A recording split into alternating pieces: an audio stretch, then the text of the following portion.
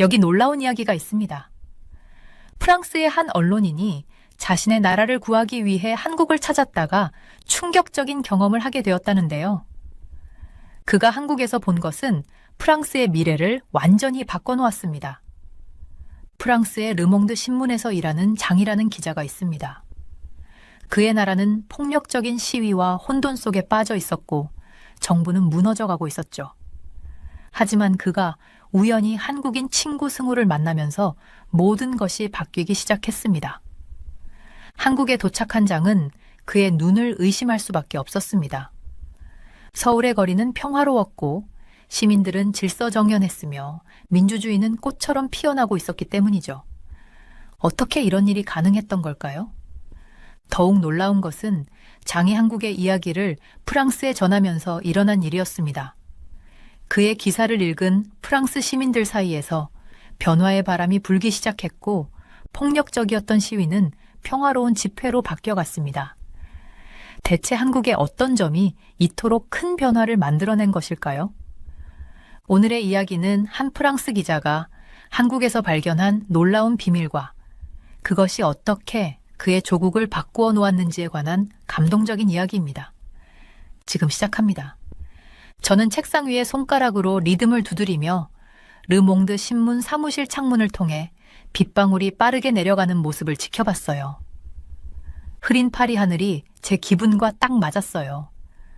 커피는 몇 시간 전에 식어서 저는 그걸 잊은 차에 계속해서 제 소셜미디어 피드에 가득 찬 화가 난 메시지들을 쳐다보고 있었죠. 장, 리퍼블리크 광장에서 무슨 일이 일어나고 있는지 봤어요? 제 동료인 마리가 제 사무실로 뛰어들어 왔어요.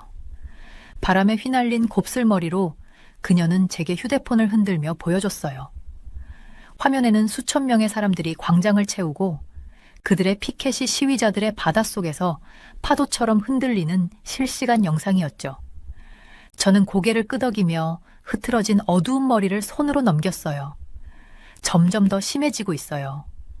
프랑스에서 가장 큰 신문의 정치 분석가로서 이런 상황을 예상하지 못한 게 안타까웠어요. 몇 달 전부터 모든 신호가 있었어요. 사람들의 분노가 커지고 카페에서 뜨거운 논쟁이 일어나며 정부 사무실에서는 걱정스러운 속삭임이 들리기 시작했죠. 모든 것은 마크롱 대통령의 새로운 연금법에서 시작됐어요. 그는 사람들이 더 오래 일해야 퇴직할 수 있도록 퇴직 연령을 변경하려 했죠. 이론상으로는 간단한 문제였지만 그것이 프랑스 사람들의 가슴 속에서 불을 지핀 거예요. 마크롱이 49.3조라는 특별 권한을 사용해 전체 투표 없이 이 법을 밀어붙이자 그 불은 폭발로 변했죠. 지금 제 사무실 6층 창문 밖을 보니 파리 곳곳에서 연기가 피어오르고 있었어요. 평화롭게 시작된 시위가 점점 폭력적으로 변해가고 있었죠. 경찰 사이렌 소리가 멀리서 들려오고 그 소리는 제 사랑하는 도시가 혼란에 빠졌다는 끊임없는 경고였어요. 제 컴퓨터가 알림음을 내며 새 이메일이 도착했어요.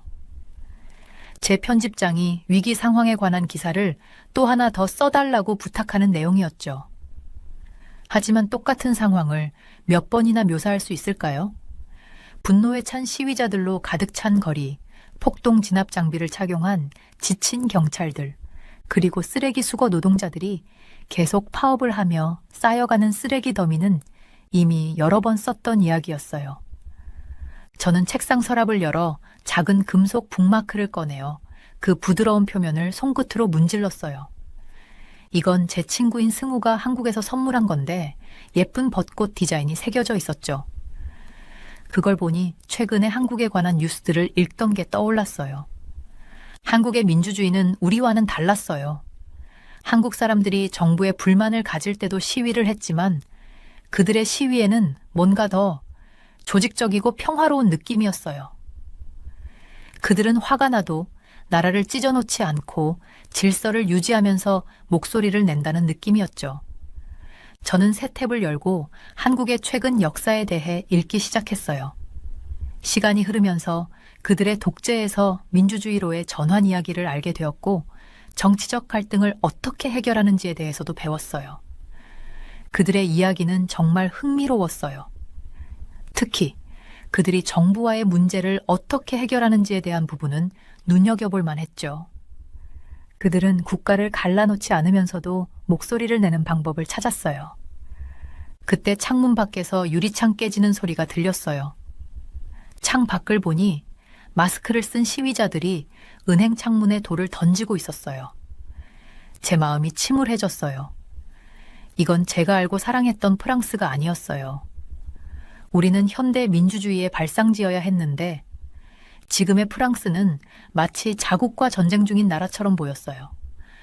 저의 휴대폰이 진동하며 메시지가 왔어요. 승우가 보낸 메시지였죠. 그는 프랑스에 대한 뉴스를 보고 걱정하고 있었어요. 가끔은 한 발짝 물러서서 상황을 봐야 할 때가 있어. 그가 쓴 글이었어요. 서울에 와서 얘기 좀 나누자. 저는 그 메시지를 오래도록 바라봤어요. 지금 이 위기 상황 속에서 파리를 떠난다는 게 미친 생각 같았어요. 하지만 어쩌면 그게 제가 꼭 필요한 일일지도 몰랐어요. 한국이 자신들의 문제를 어떻게 해결했는지 이해한다면 프랑스의 문제를 새로운 시각으로 볼 수 있을지도 모른다고 생각했어요. 밖에서 비가 점점 더 세차게 내리며 창문을 두드렸어요. 거리에서는 시위자들의 목소리와 천둥 소리가 섞여 들렸어요. 뭔가 바뀌어야 했어요. 그 변화가 바로 저에게서 시작돼야 할지도 모른다고 생각했죠. 저는 휴대폰을 들고 승우에게 답장을 썼어요. 내일 비행기 예약할게. 그 결정을 내린 것이 저의 민주주의에 대한 이해뿐만 아니라 제 인생 전체를 바꿀 줄은 그때는 전혀 알지 못했어요. 비행기 엔진 소리가 귓가에 울리며 창밖으로 아래 구름을 바라봤어요. 배는 긴장감으로 조여왔지만 동시에 설렘도 느껴졌어요. 이번이 한국에 처음 오는 것은 아니었지만 뭔가 달라 보였어요. 파리 집으로 돌아가니 모든 게 무너지고 있었어요. 내가 자란 길거리엔 화가 난 시위자들로 가득했죠. 그런데 여기에선 전 세계를 가로질러 답을 찾기 위해 비행기 안에 앉아 있었어요. 비행기 승무원이 휴대폰을 끄라고 하기 전에 마지막으로 폰을 확인했어요. 프랑스의 뉴스 헤드라인은 점점 더 나빠지고 있었어요. 시위, 주요 도시로 확산, 정부 위기 직면. 눈을 감고 걱정되는 생각들을 밀어내려 했죠. 14시간 후 인천국제공항에서 나와 따뜻한 한국의 봄 공기를 맞이했어요. 해가 지고 하늘은 아름다운 오렌지와 분홍색으로 물들었어요. 오랜 친구 승우가 그를 기다리고 있었어요. 늘처럼 깔끔한 정장과 친근한 미소를 지으며요. 한국에 다시 오신 걸 환영해요. 그는 따뜻하게 악수를 해주며 내 짐을 도와줬어요. 피곤해 보이네요. 비행은 괜찮았어요? 길긴 했지만 괜찮았어요. 나는 그를 따라 그의 차로 걸어가며 대답했어요. 만나줘서 고마워요, 승우. 바쁘신데? 서울로 가는 길은 항상 멋졌어요. 높은 건물들이 불빛으로 반짝였고 거리엔 활기가 넘쳤죠. 사람들은 빠르게 길을 걷고 있었고 많은 사람들이 마스크를 쓰고 있었어요. 아시아에서 흔한 풍경이죠. 길거리 음식 장사들이 고객을 부르며 구운 고기와 향신료 냄새가 공기 속에 퍼졌어요. 강남에 묵을 거예요. 승우가 유명한 강남거리를 지나며 말했어요. 제 사무실 근처 좋은 호텔에 방을 예약했어요. 내일은 저희가 둘러보면서 당신 연구에 도움이 될 사람들을 소개할게요. 내 호텔 방은 20층에 있었고 창밖으로 보이는 도시의 모습은 숨이 멎을 만큼 멋졌어요. 빠르게 샤워를 마친 후 승구는 나를 조용한 골목에 있는 전통적인 한국 식당으로 데려갔어요. 우리는 낮은 테이블에 앉아 방석 위에 앉았고 곧 다양한 음식을 담은 작은 접시들이 테이블을 가득 채웠어요. 프랑스에서 일어나고 있는 일에 대해 더 얘기해줘요. 승우가 테이블에 있는 바비큐에서 고기를 구우면서 말했어요. 뉴스는 봤지만 당신에게 직접 듣고 싶어요. 나는 금속 젓가락을 집었어요. 그동안 여전히 서툴렀어요. 그리고 적당한 말을 찾으려고 했죠. 마치 폭풍이 점점 더 커지는 걸 보는 느낌이에요. 라고 말했어요. 마크롱 대통령이 아무도 원하지 않는 연금 개혁안을 강행했어요. 그는 특별 규정인 49.3조를 이용해 국회를 우회했죠. 사람들은 분노하고 있어요. 시위는 평화롭게 시작했지만 이제는 나는 고개를 저었어요. 승우는 진지하게 고개를 끄덕였어요. 그래서 여기 온 거예요. 한국이 시위를 어떻게 다루는지 배우려고? 네. 나는 승우가 보여준 대로 구운 고기를 상추에 싸며 대답했어요. 한국은 지금 강한 민주주의를 가지고 있지만 예전엔 그렇지 않았어요. 여러분도 힘든 시절이 있었죠. 저는 여러분이 어떻게 그걸 넘어서서 더 나은 걸 만들어갔는지 이해하고 싶어요. 아, 승우는 미소를 지으며 소주 한 잔을 내게 따라줬어요. 그건 긴 이야기예요. 하지만 중요한 이야기죠. 그는 잔을 들어 올리며 말했어요. 민주주의를 위하여. 나는 그의 잔과 부딪히며 대답했어요. 민주주의를 위하여. 저녁 식사 후 우리는 근처 공원을 걸었어요. 벚꽃나무가 만개해서 분홍색 꽃이 피 공중을 떠다니며 눈처럼 흩어졌어요. 가족들이 저녁 시간을 즐기고 있었고 아이들은 웃고 뛰어놀고 있었어요. 모든 게 너무 평화롭고 자연스러워 보였어요. 내일은 승우가 말했어요. 1980년대 민주화 운동에 참여했던 사람들을 소개할게요. 그들이 직접 그들의 이야기를 들려줄 거예요. 하지만 지금은 푹 쉬세요. 긴 여행이었으니까요. 호텔 방으로 돌아와서 나는 창밖을 오랫동안 바라봤어요. 서울의 도시 불빛이 반짝였고 그곳은 파리에서 떠나온 혼란과는 전혀 다른 세상처럼 느껴졌어요. 아마도 그게 바로 내가 여기에 있어야 하는 이유일 거예요. 한국이 어떻게 평화의 길을 찾았는지 이해하면 프랑스도 앞으로 나아갈 길을 찾을 수 있을지도 모르죠. 나는 노트를 꺼내어 오늘 하루 동안 보고 느낀 모든 것을 적기 시작했어요.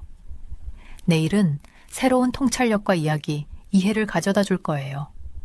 하지만 지금은 그저 아래 도시의 조용한 소음 속에서 들려오는 평온한 느낌을 들으며 몇 주 만에 처음으로 희망을 느꼈어요.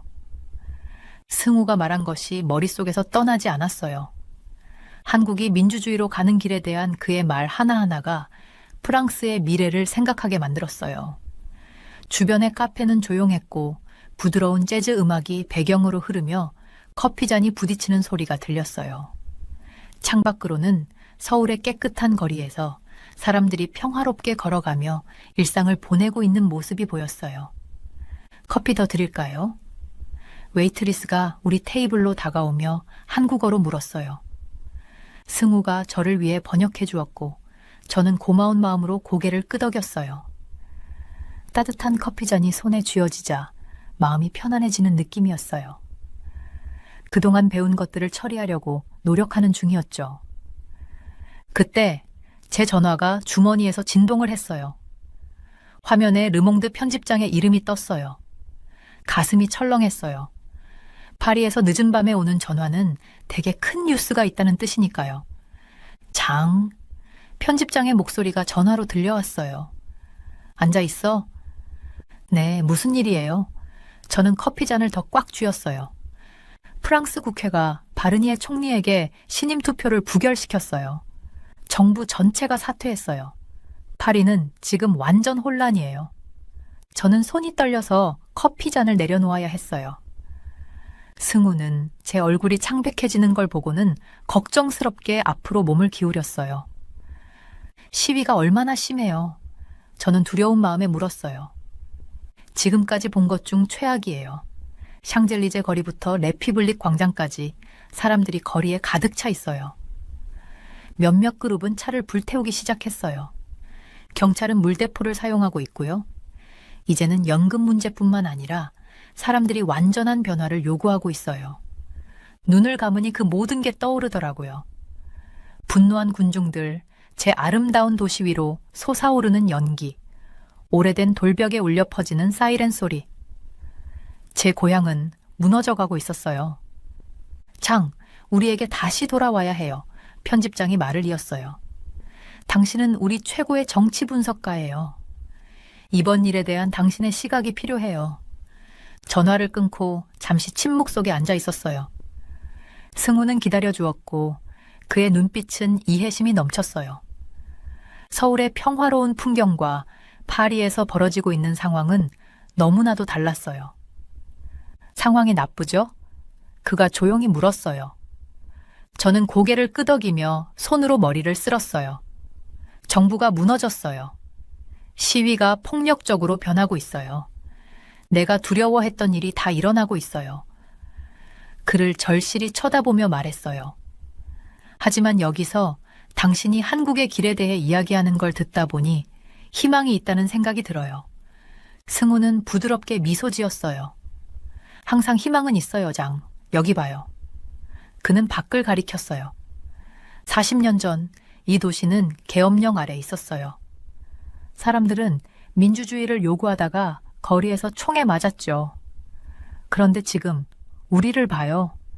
저는 학생들이 웃으면서 셀카를 찍는 모습을 보았어요. 한 노부부는 손을 맞잡고 천천히 걸어가고 있었고 한 사업가는 전화를 하며 급하게 지나갔어요. 평범한 삶, 평화로운 삶. 어떻게 그걸 해낸 거죠? 제가 물었어요. 한국은 어떻게 폭력에서 이렇게 변할 수 있었어요? 쉬운 일이 아니었죠. 승우는 진지한 표정으로 말했어요. 가장 중요한 건 단합이었어요. 사람들이 폭력이 더 큰 폭력을 낳을 뿐이라는 걸 깨달았을 때 접근 방식을 바꿨어요. 평화적인 시위를 조직하기 시작했죠. 대규모로. 수백만 명이 모여 촛불을 들고 노래를 부르며 정부에 보여주었어요. 파괴적이지 않더라도 그들이 강력할 수 있다는 걸. 그 순간 제 머릿속에 하나의 계획이 떠올랐어요. 르몽드에서의 제 위치와 프랑스 전역의 독자들을 떠올렸어요. 만약 제가 한국의 이야기를 그들에게 전할 수 있다면, 다른 길이 있다는 걸 보여줄 수 있다면, 지금 프랑스 상황은 정말 절망적이에요. 제가 천천히 말했어요. 하지만 아마 우리가 분노를 넘어서지 못하기 때문일 거예요. 진정한 변화는 파괴에서 오는 게 아니라 단합에서 온다는 걸 잊었어요. 승우는 테이블을 건너 저의 팔을 가볍게 터치하며 말했어요. 이제야 진정한 민주주의자처럼 생각하는군요. 장. 민주주의는 무너뜨리는 게 아니라 함께 더 나은 것을 만들어가는 거예요. 그때 제 폰이 또다시 파리에서 온 메시지로 진동했지만 그날 저녁 처음으로 절망이 아닌 무언가를 느꼈어요. 목적이 생겼다는 느낌이었어요. 한국은 어둠에서 빛으로 가는 길을 찾았어요. 아마 프랑스도 그럴 수 있을 거예요. 저는 승우를 바라보며 새로운 결단을 내렸어요. 저는 돌아가야 해요. 말했어요. 하지만 혼란을 보도하기 위해서가 아니에요. 제 사람들에게 다른 길이 있다는 걸 보여줘야 해요. 우리가 당신 나라의 사례를 배워야 해요. 저녁빛이 점점 어두워져 가고 카페 창문을 통해 길게 들이운 그림자가 보였어요. 몇 시간 후면 저는 다시 파리행 비행기에 오를 거예요. 하지만 저는 예전의 저로 돌아가지 않을 거예요. 서울에서 뭔가를 찾았으니까요. 희망만이 아니라 변화의 로드맵을요. 일어날 준비를 하며 승우의 말이 제 머릿속에 울렸어요. 민주주의는 수동적이지 않아요. 이제는 제 민주주의를 구하는데 적극적인 역할을 해야 할 때였어요. 파리로 돌아가는 비행기에서 잠을 잘 수 없었어요. 승우가 준 작은 책이 무겁게 제 무릎에 놓여 있었는데 그 책은 광주일기였어요. 몇 분마다 책을 열어서 몇 페이지를 읽고 다시 닫기를 반복했어요. 그 책을 읽을 때마다 자유를 위해 그렇게 애썼던 사람들의 마음이 아프게 느껴졌어요. 비행기 창문 밖으로 구름이 떠가는 모습을 보면서 서울에서 배운 것들이 머릿속을 떠나지 않았어요. 평화로운 시위, 사람들이 하나로 뭉쳐서 보여준 힘, 그 속에서 찾은 단결의 강함. 지금 프랑스에서 벌어지고 있는 일들과는 너무나도 다른 모습이었어요. 커피 드시겠어요, 손님? 비행기 승무원이 저를 깨우며 물었어요. 네, 부탁드려요. 저는 잠시나마 다른 생각을 할 수 있어 감사한 마음으로 대답했어요. 커피를 한 모금 마시고 저는 노트북을 열어서 글을 쓰기 시작했어요. 한국에서 보고 느낀 것들 덕분에 글이 술술 써졌어요. 광주에서 민주주의를 믿고 전차와 맞섰던 학생들에 대해 썼어요. 시위가 끝난 후 거리를 청소하던 서울 시민들에 대해 썼어요. 그리고 승우와 그가 자신의 나라가 자유를 향해 가는 길을 이야기할 때 보였던 조용한 힘에 대해 썼어요. 파리가 도착했을 때 제 글은 세계에 완성된 기사가 되었어요. 손은 피곤했지만 머릿속은 맑았어요. 이제 무엇을 해야 할지 알았어요. 공항은 평소와 달리 조용했어요. 시위 때문에 대부분의 비행기가 취소되었어요. 터미널을 지나며 사람들의 걱정 가득한 얼굴들이 보였어요. 나라를 떠나려는 관광객들, 전화를 걸며 회의를 취소하는 비즈니스맨들, 이런 모습은 제가 알던 파리가 아니었어요. 택시를 타고 집으로 갔는데 운전사님이 여러 번 우회 도로로 가야 했어요. 불타는 차나 경찰 차단물이 있는 길들이 많았거든요. 매일 상황이 더 나빠지고 있어요. 운전사님이 고개를 저으며 말했어요. 저는 이곳에 40년을 살았는데 이렇게 된 건 처음이에요. 저는 고개를 끄덕이며 승우가 해준 말이 떠올랐어요. 가끔은 상황이 더 나빠져야 그 뒤에 더 나아질 수 있어요. 하지만 변화를 위해 싸우는 방법에는 더 좋은 방식이 있어요. 제가 말했어요. 집에 도착하자마자 짐을 풀지 않고 바로 컴퓨터 앞에 앉았어요. 기사를 수정하고 싶었어요. 단어 하나하나가 완벽해야 했어요. 이건 단순한 뉴스 기사가 아니라 희망의 메시지, 변화를 향한 외침이었거든요. 첫 번째 기사는 다음날 아침에 올라갔어요. 제목은 서울에서 배운 교훈, 한국 민주주의가 가장 어두운 시기를 어떻게 넘겼나였어요. 몇 시간 만에 르몽드 웹사이트에서 가장 많이 읽힌 기사로 올라갔어요.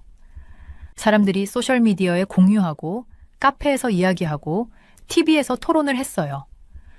두 번째 기사는 이틀 후에 나왔어요. 한국의 현대적인 시위 문화를 다뤘어요. 학생들과 노동자들이 어떻게 평화로운 시위를 조직했는지, 어떻게 소셜미디어를 활용해 운동을 조율했는지, 경찰과의 협력적인 관계를 어떻게 구축했는지 썼어요. 하지만 세 번째 기사가 가장 큰 반향을 일으켰어요. 저는 당열의 힘에 대해 썼어요.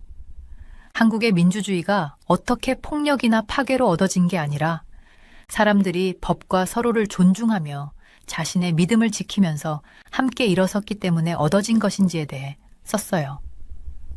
반응은 압도적이었어요. 제 폰은 끊임없이 울렸어요. 다른 기자들이 인터뷰를 요청했고 시위 지도자들이 저를 만나고 싶다고 했어요. 심지어 몇몇 정치인들이 한국의 민주화 과정에 대해 더 알고 싶다고 연락을 해왔어요. 파리로 돌아온 지 일주일 후 저는 사무실 창문 앞에 서서 아래 거리에서 벌어지고 있는 시위를 지켜봤어요. 그런데 이번에는 뭔가 달랐어요. 군중이 더 차분하고 더 조직적이었어요. 일부 시위자들은 하얀 팔꿈치를 차고 있었어요. 그들은 한국 학생들로부터 평화로운 저항의 상징인 하얀 팔꿈치를 채택한 거였어요.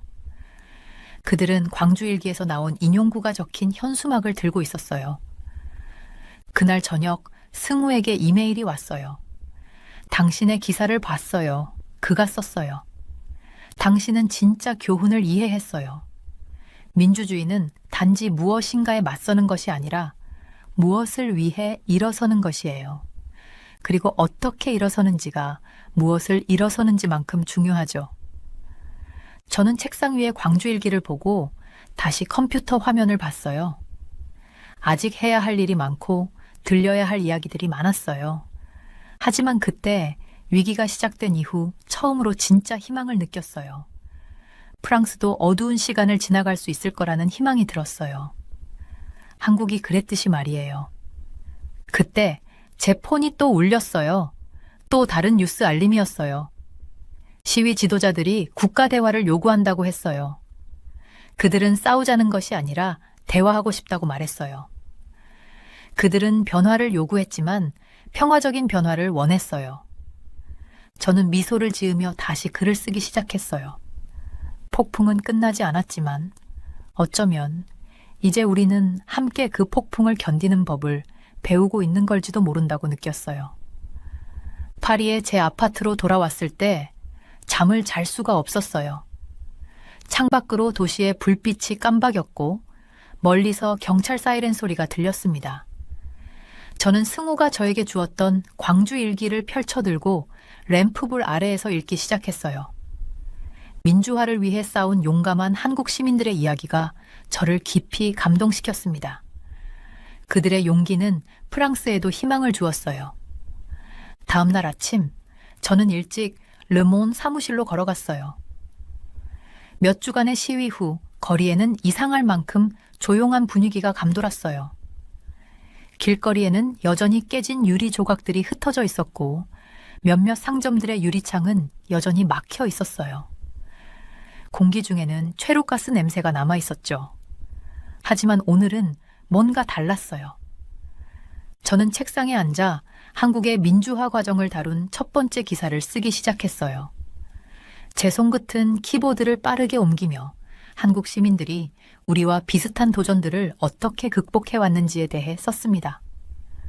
그들의 평화로운 시위, 단열, 폭력 없이 민주적 가치를 지키려는 의지를 이야기했어요. 장, 빨리 와. 동료 마리의 목소리가 들렸습니다. 플라스드라 리퍼블리크에서 뭔가 일어나고 있어. 우리는 함께 광장으로 달려갔어요. 보통 이곳은 가장 격렬한 시위가 일어나는 곳이었죠. 그런데 오늘 저는 정말 특별한 광경을 봤어요. 수천 명이 모여 있었지만 그들은 돌을 던지거나 불을 지피지 않았어요. 그들은 조용히 땅에 앉아 촛불을 들고 있었어요.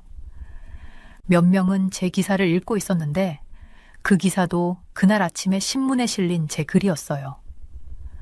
어떤 젊은 여성이 저에게 다가와서 제 신문 사진을 보고 저를 알아봤어요. 장님, 한국에 관한 기사가 제 생각을 완전히 바꿨어요. 라고 말하며 우리는 목소리를 높이기 위해 폭력을 사용하지 않아도 돼요. 우리는 조직과 단결이 필요해요. 라고 말했어요. 그 이후 몇 주 동안 저는 프랑스 상황을 한국의 역사와 비교한 더 많은 기사를 썼어요. 한국 시민들이 분노를 평화적인 행동으로 바꾸는 법을 어떻게 배웠는지 설명했죠. 그리고 그들의 촛불 시위를 묘사했어요. 수백만 명이 모였지. 한 건의 폭력 사건도 없었던 그 시위들이었어요. 각 기사는 프랑스 독자들에게 큰 반향을 일으켰어요. 변화는 하룻밤 사이에 일어나지 않았지만 그 변화는 분명히 느껴졌어요. 시위 지도자들은 폭력적인 시위 대신 평화로운 집회를 조직하기 시작했어요. 사람들은 민주주의와 시민권에 대해 이야기할 수 있는 토론회를 지역 사회센터에서 열었고 노동조합과 학생단체들은 정부에 대한 요구사항을 명확히 정리해 나갔어요. 어느 저녁 제가 최신 기사를 마무리하고 있을 때 전화가 울렸어요. 승우였어요. 프랑스 뉴스를 보고 있어요. 승우가 말했어요. 당신네 사람들은 평화적인 시위의 힘을 배우고 있군요. 네. 저는 창밖으로 파리의 석양을 보며 대답했어요. 하지만 아직 갈 길이 멀어요. 민주주의는 항상 진행 중인 작업이에요. 승우가 말하며 한국에서도 매일 새로운 도전에 직면하고 있어요. 중요한 건 사람들이 계속 참여하고 함께 일하는 거예요. 라고 했어요. 그의 말이 맞았어요. 여름이 가고 가을이 찾아오면서 저는 긍정적인 변화의 징후들을 더 많이 보았어요. 폭력적인 시위는 거의 사라졌고 대신 시민들은 평화로운 행진과 촛불 집회를 조직했어요. 사람들은 정치적 이슈에 대해 온라인 포럼을 통해 논의하기 시작했어요. 젊은이들은 시위 현장을 청소하고 폭력으로 피해를 입은 작은 가게들을 돕기 위한 자원봉사단체를 만들었죠. 가장 중요한 건 사람들이 다시 대화하기 시작했다는 거였어요. 정부를 지지하는 사람들과 반대하는 사람들 사이에서 진지한 대화가 이루어졌어요. 그들은 항상 의견이 일치하지는 않았지만 서로를 존중하며 경청했어요. 서울에 갔던 지 1년이 지나 저는 다시 플라스드라 리퍼블리크에 서 있었어요. 그 광장은 다시 촛불을 든 사람들로 가득했어요. 그런데 이제는 그 사람이 더 많았고 그들은 단지 시위하는 게 아니었어요. 그들은 축하하고 있었어요.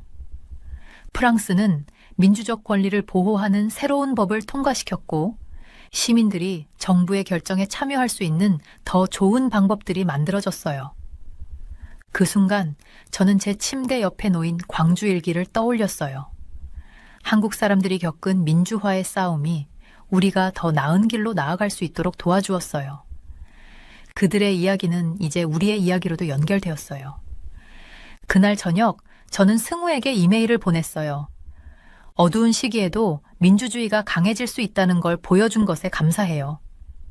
프랑스는 한국처럼 변하고 있어요. 우리는 평화적인 시위의 힘이 폭력의 힘보다 더 크다는 걸 배우고 있어요. 그리고 가장 중요한 건 민주주의가 단지 투표나 정부에 관한 게 아니라 사람들이 함께 일하며 더 나은 미래를 만들어가는 과정이라는 걸 배우고 있다는 거예요. 보내기를 누르자 아래 광장에서 사람들이 노래하는 소리가 들렸어요. 저는 창가로 가서 파리의 어둠 속에서 빛나는 수천 개의 촛불을 보았어요. 그 촛불의 빛은 도시 곳곳에 희망을 퍼뜨리고 있었죠. 아침 햇살이 르몽드 사무실 창문을 통해 들어오고 있었어요. 저는 최신 기사 최종 초안을 검토하고 있었죠.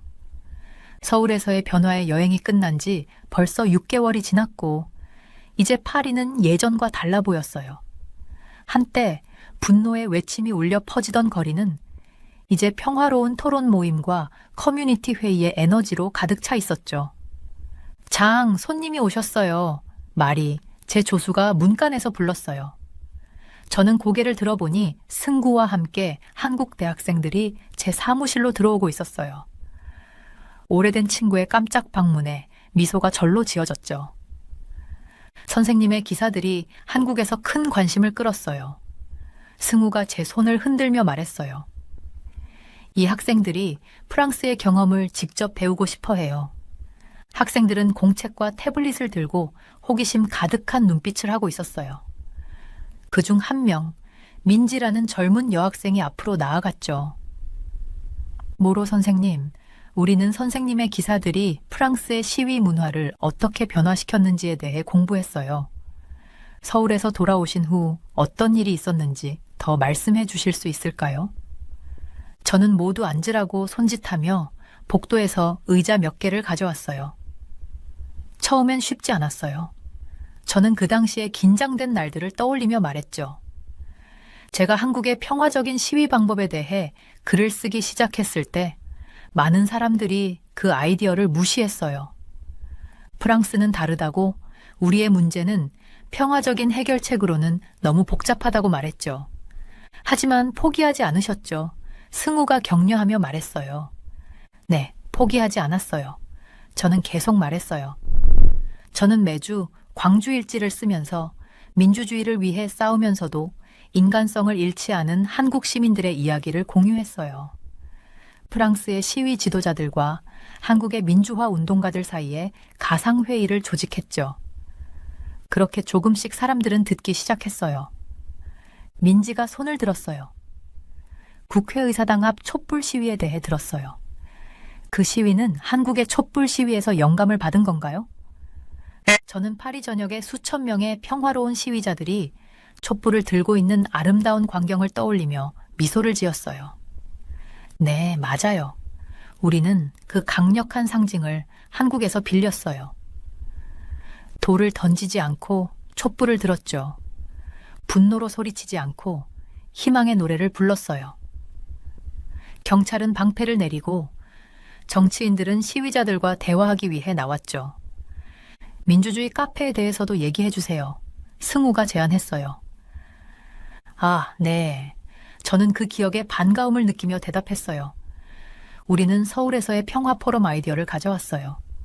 분노에 가득 찬 시위 현장을 사람들이 모여 앉아 커피를 마시며 걱정을 나누는 장소로 변환했죠. 심지어 정부 관계자들도 이 회의에 참석하기 시작했어요. 진정한 대화가 대치 대신 이루어지기 시작했죠. 한 남학생이 자신을 준호라고 소개하며 말했어요. 하지만 분노한 시위자들을 설득하는 게 어려웠지 않았나요? 우리의 역사책에서는 민주화 운동 중에 평화로운 시위를 유지하는 것이 얼마나 어려웠는지 배웠어요. 저는 창문으로 걸어가 아래에 민주주의 카페가 열리고 있는 광장을 가리켰어요. 저기 보이는 테이블들 보이시죠? 가장 힘든 부분은 시위자들을 설득하는 것이 아니었어요. 그들이 평화로운 변화의 힘을 믿게 만드는 게 더 어려웠죠. 광주일지가 큰 도움이 되었어요. 사람들이 한국인들이 민주주의를 위해 겪은 희생을 읽으면서 그들의 시각이 바뀌었어요. 지금은요, 민지가 메모를 하며 물었어요. 지금 프랑스는 치유되고 있어요. 완벽하지는 않지만 우리는 다르게 문제를 해결하고 있어요. 새로운 시위가 일어나면 그것은 조직적이고 평화적이에요. 사람들은 음식을 나누고 토론 공간을 만들고 반대 의견을 가진 사람들도 대화에 초대하죠. 우리는 민주주의가 분열을 통해 강해지는 것이 아니라 대화를 통해 강해진다는 것을 배웠어요. 승우는 일어나 제 책상으로 걸어가서 그가 저에게 선물한 낡은 광주일지를 집어들었어요. 장 선생님, 선생님은 우리 두 나라 사이에 다리를 놓으셨어요. 정치뿐만 아니라 민주주의가 어떻게 작동하는지에 대한 이해에서도요. 우리는 서로 배우고 있어요. 저는 고개를 끄덕였어요.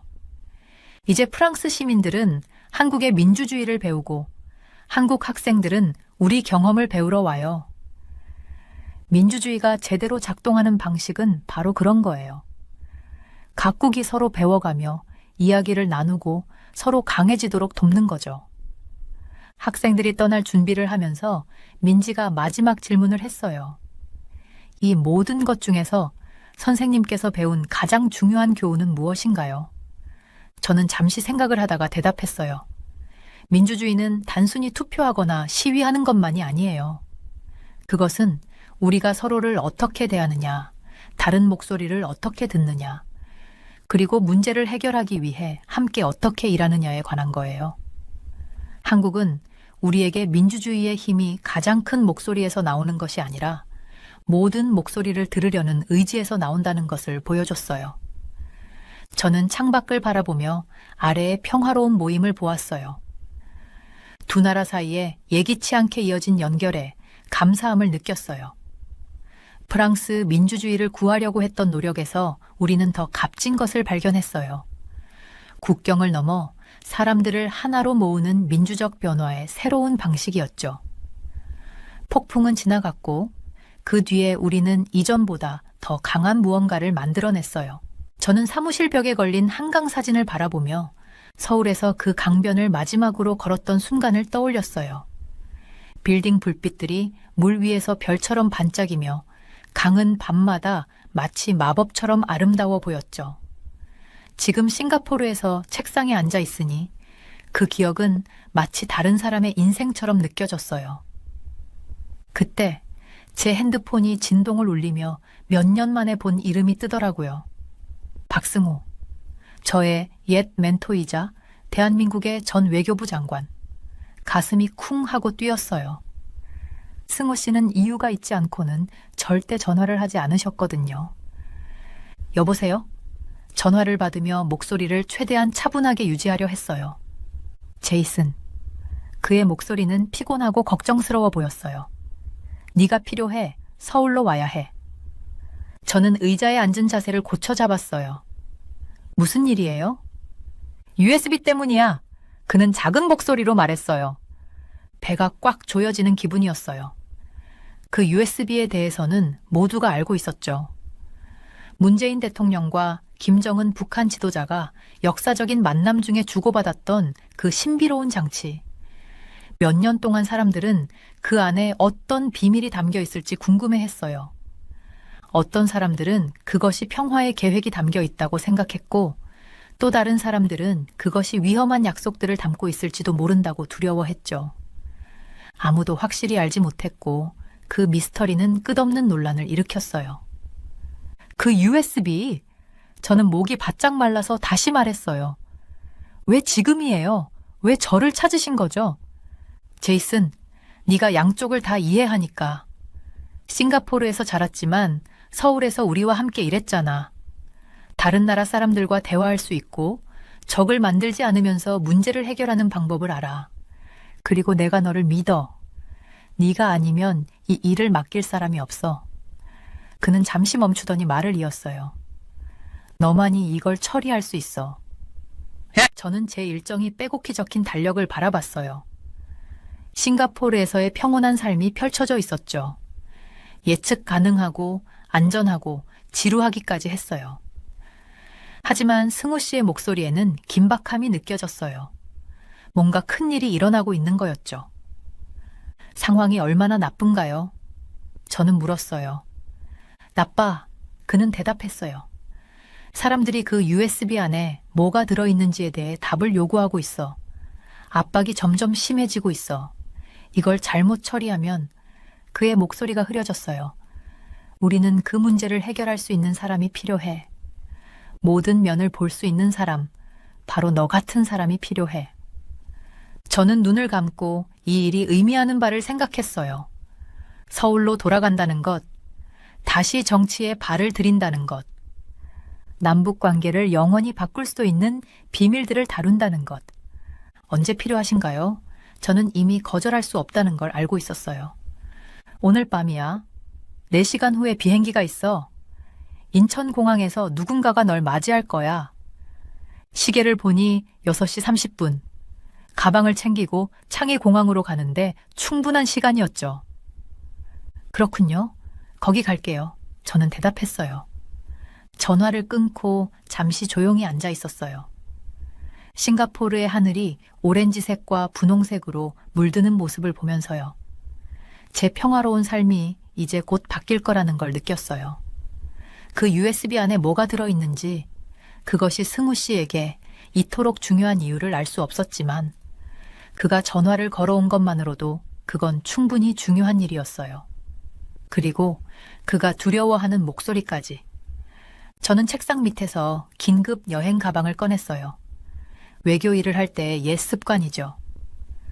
문을 열고 나서 마지막으로 한강 사진을 한 번 더 바라봤어요. 곧 그 실제 한강을 다시 보게 될 텐데 이번에는 그 경치가 그렇게 평화롭지는 않을 것 같았어요.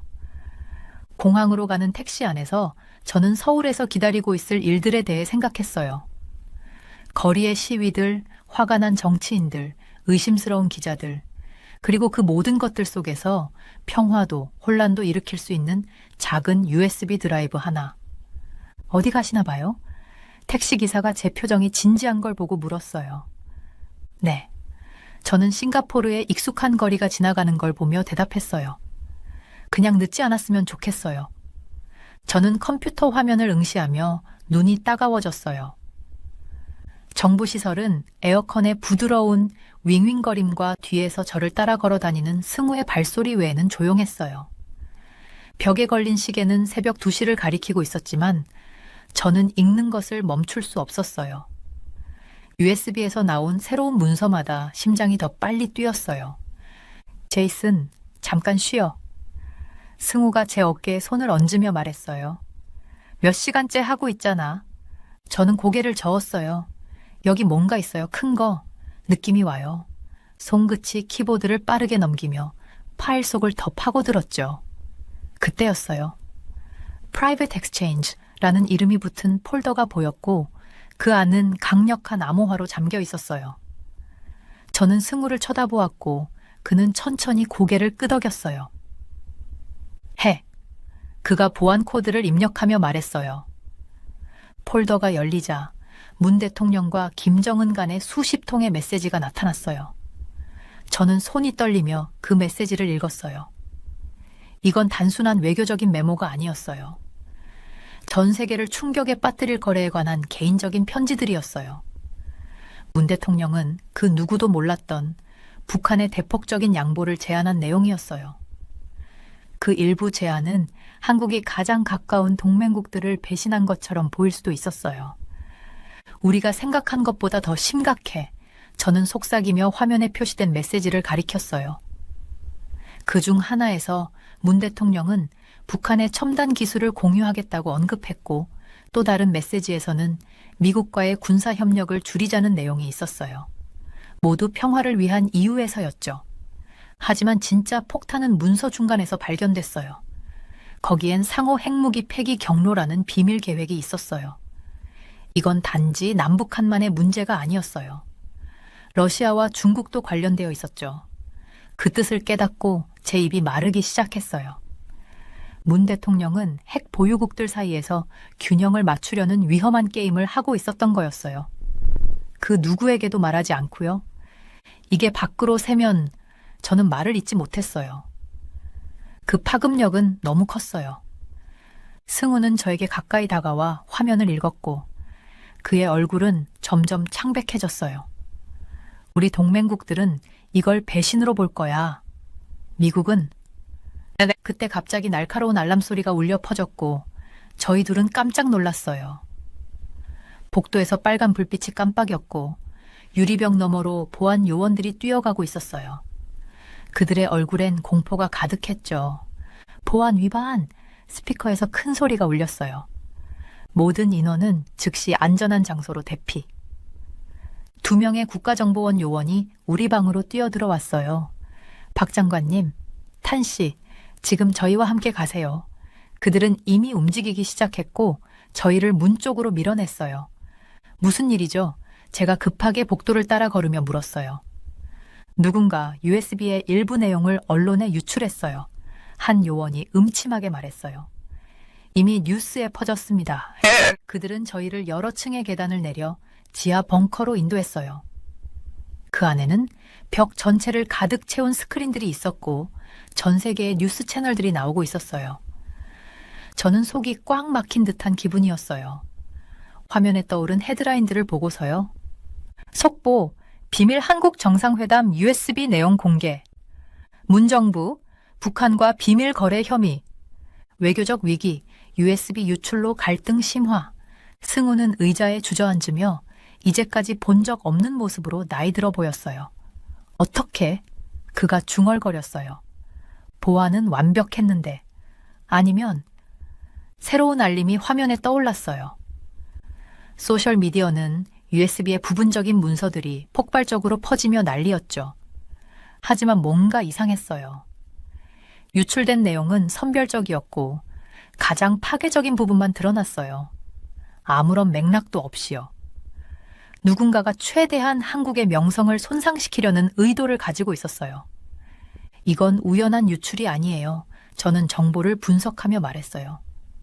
누군가 이걸 조작하고 있어요. 문 대통령의 유산을 파괴하고 한국과 동맹국들과의 관계를 해치려는 거예요. 그때 벙커 문이 다시 열렸고 다른 요원이 탭을 들고 달려 들어왔어요. 장관님, 이걸 보셔야 합니다. 3일 전부터 네트워크에서 이상한 접근 패턴을 확인했습니다. 저는 데이터를 보고 피가 차갑게 식었어요. 그 패턴은 익숙했어요. 예전에 다른 사건에서 봤던 패턴이었죠. 승우, 제가 조용히 말했어요. 이걸 한 사람을 알 것 같아요. 화면은 계속해서 새로운 헤드라인들을 쏟아내며 세계가 유출에 반응하는 모습을 보여주었어요. 불과 몇 분 만에 그동안 쌓아온 외교적인 노력들이 무너져 내리고 있었어요. 이제 우리가 해야 할 일은 이 모든 일이 벌어진 책임자가 누구인지 파악하고 그들이 남은 USB의 비밀을 풀기 전에 막는 거였어요. 그 비밀은 한반도를 전쟁 직전으로 몰아넣을 수도 있었죠. 승우의 전화가 울리며 세계 지도자들의 메시지가 쏟아졌어요. 미국은 군사협정 재검토를 위협하고 있었고 일본은 긴급 회의를 요구했어요. 중국과 러시아는 의외로 조용했죠. 저는 깊게 숨을 쉬고 노트북을 열었어요. 해야 할 일이 많았고 시간이 없었어요. 벙커의 형광등이 위에서 윙윙거리며 울리는 가운데 저는 승우가 앞뒤로 바쁘게 걸어다니는 모습을 지켜봤어요. 평소 차분한 성격의 그가 오늘은 걱정스러운 표정을 숨기지 못하고 있었죠.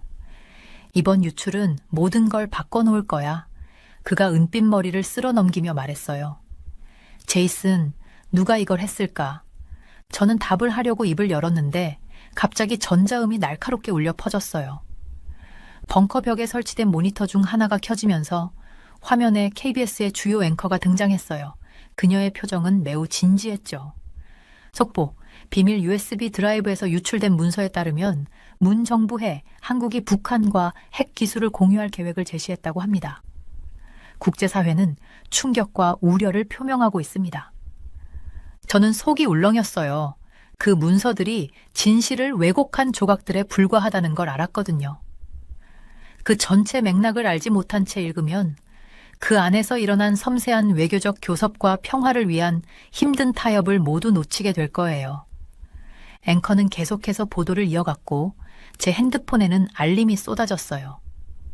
일본 총리가 이미 이번 폭로에 대해 깊은 우려를 표명했다고 발표했고 미국 국무부는 한국과의 안보 협정을 재검토 중이라고 밝혔어요. 심지어 유럽연합도 이에 대해 논의하기 위해 긴급 회의를 소집한다고 했죠. 이거 봐. 저는 승우에게 제 핸드폰 화면을 보여주었어요. 야당이 방금 성명을 발표했는데 배신과 반역 같은 단어를 사용하며 문 대통령이 국가의 비밀을 팔아넘긴 반역자라고 비난하고 있었어요. 시장은 이미 반응을 보였어요. 원화는 달러에 대해 급격히 떨어졌고 주식시장은 급락에 따라 서킷 브레이커가 발동되었죠. 그동안 쌓아온 외교적 노력과 경제 성장이 몇 분 만에 무너지는 느낌이었어요. 이걸 막아야 해. 저는 벙커 컴퓨터 터미널 앞에 의자를 끌어당기며 말했어요. 만약 우리가 전체 맥락을 공개하면... 잠깐! 승우의 목소리는 거의 속삭이듯 작았어요. 저는 그가 다른 모니터를 응시하는 걸 보고 고개를 들었어요. 그 모니터에는 건물 곳곳에 보안 카메라 화면이 나오고 있었죠. 오른쪽 상단에 흐릿한 흑백 이미지가 있었고 그 안에는 익숙한 인물이 한 사무실 구석에 서 있었어요. 제 혈액이 차가워졌어요. 비록 화질이 나쁘긴 했지만 그 인물이 홍장원임을 단번에 알아챘어요. 국가정보원의 전 부국장인 홍장원은 이 건물에 있을 리가 없었어요. 그가 지난해 부패 혐의로 강제로 사퇴한 이후로는 더더욱이요. 저 사람이다. 승우가 떨리는 목소리로 말했어요. 홍장원이 파일을 유출한 거야. 저는 그 말에 머리가 하얘졌어요. 홍장원은 항상 문 대통령의 햇볕 정책에 반대해왔죠. 북한과의 교류는 순진하고 위험하다고 주장하던 사람이라 그가 자기 자리에서 밀려난 후에는 온건파들에 대한 복수를 맹세했었어요. 근데 어떻게 접근했지? 저는 보안 카메라 화면을 보며 중얼거렸어요. 그 USB 파일은 분명히 그때 벙커의 제어판에서 빨간 불빛이 깜빡이며 시끄러운 경고음이 울렸어요. 화면에는 보안 경고들이 잇따라 떴죠. 홍장원은 단순히 파일을 유출한 게 아니라 손에 닿을 수 있는 모든 것을 시스템적으로 유출하고 있었어요. 군사 배치 정보도 유출하고 있어 저는 경고 내용을 빠르게 훑으며 말했어요. 발사 코드, 방어 프로토콜, 말이 점점 떨려오면서 이 상황이 단순히 문 대통령을 곤란하게 만드는 게 아니라는 걸 깨달았어요. 홍장원은 이제 한국의 전체적인 안보 체계를 무너뜨리려는 거였어요. 승우는 벽에 걸린 비상용 전화를 집어들고는 국방부 장관을 내게 연결해 라고 명령했어요. 그리고 홍장원, 빨리 찾아. 저는 컴퓨터로 돌아와 키보드를 두드리기 시작했어요. 홍장원의 디지털 흔적을 추적하면서 한반도의 미래가 달린 상황에서 시간이 촉박함을 느꼈죠.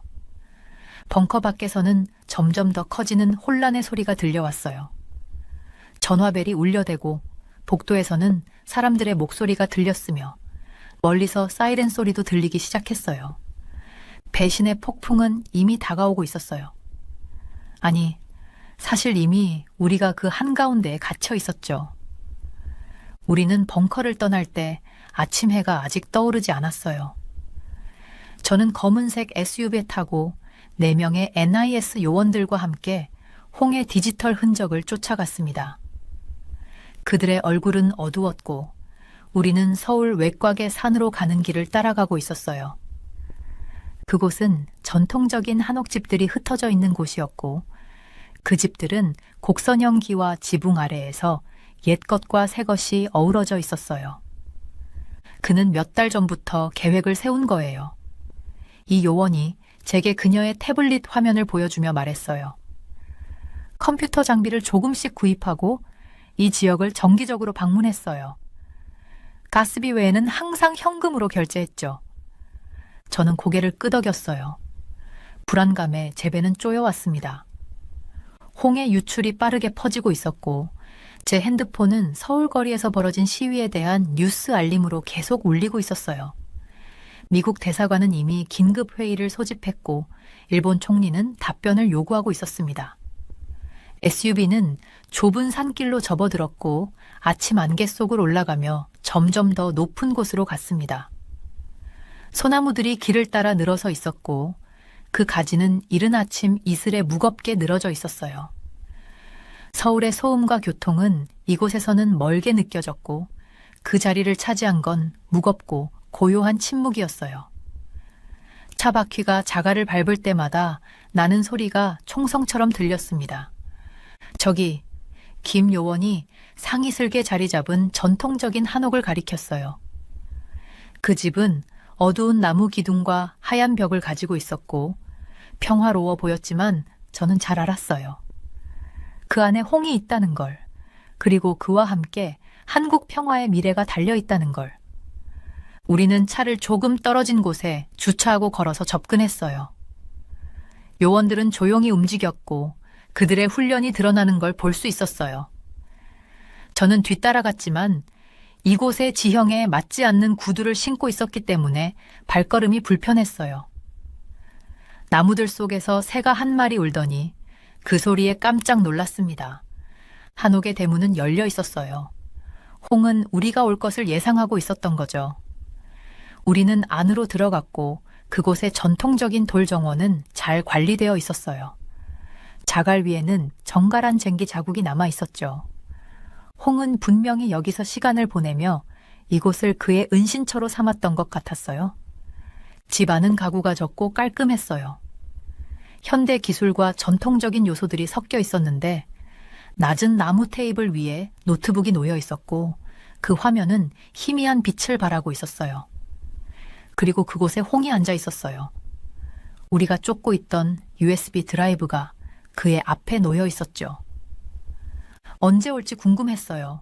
홍이 침착한 목소리로 말했어요. 그는 제가 본 공식 사진과는 조금 달랐어요. 더 나이 들어 보였고 피곤해 보였지만 그의 눈빛은 여전히 날카롭고 결연했어요. 앉으세요. 이야기 좀 합시다. 요원들은 방 안을 둘러싸며 자리를 잡았고 저는 그와 마주 앉았어요. 나무 바닥이 제 무릎 아래에서 삐걱거렸습니다. 왜 이런 일을 벌인 거예요? 저는 제 안에서 일어나는 분노와 두려움을 억누르며 차분하게 물었어요. 이게 어떤 결과를 초래할지 알잖아요. 이 지역 전체가 불안정해질 수 있어요. 홍은 USB를 집어들고 손가락 사이로 돌려보았어요.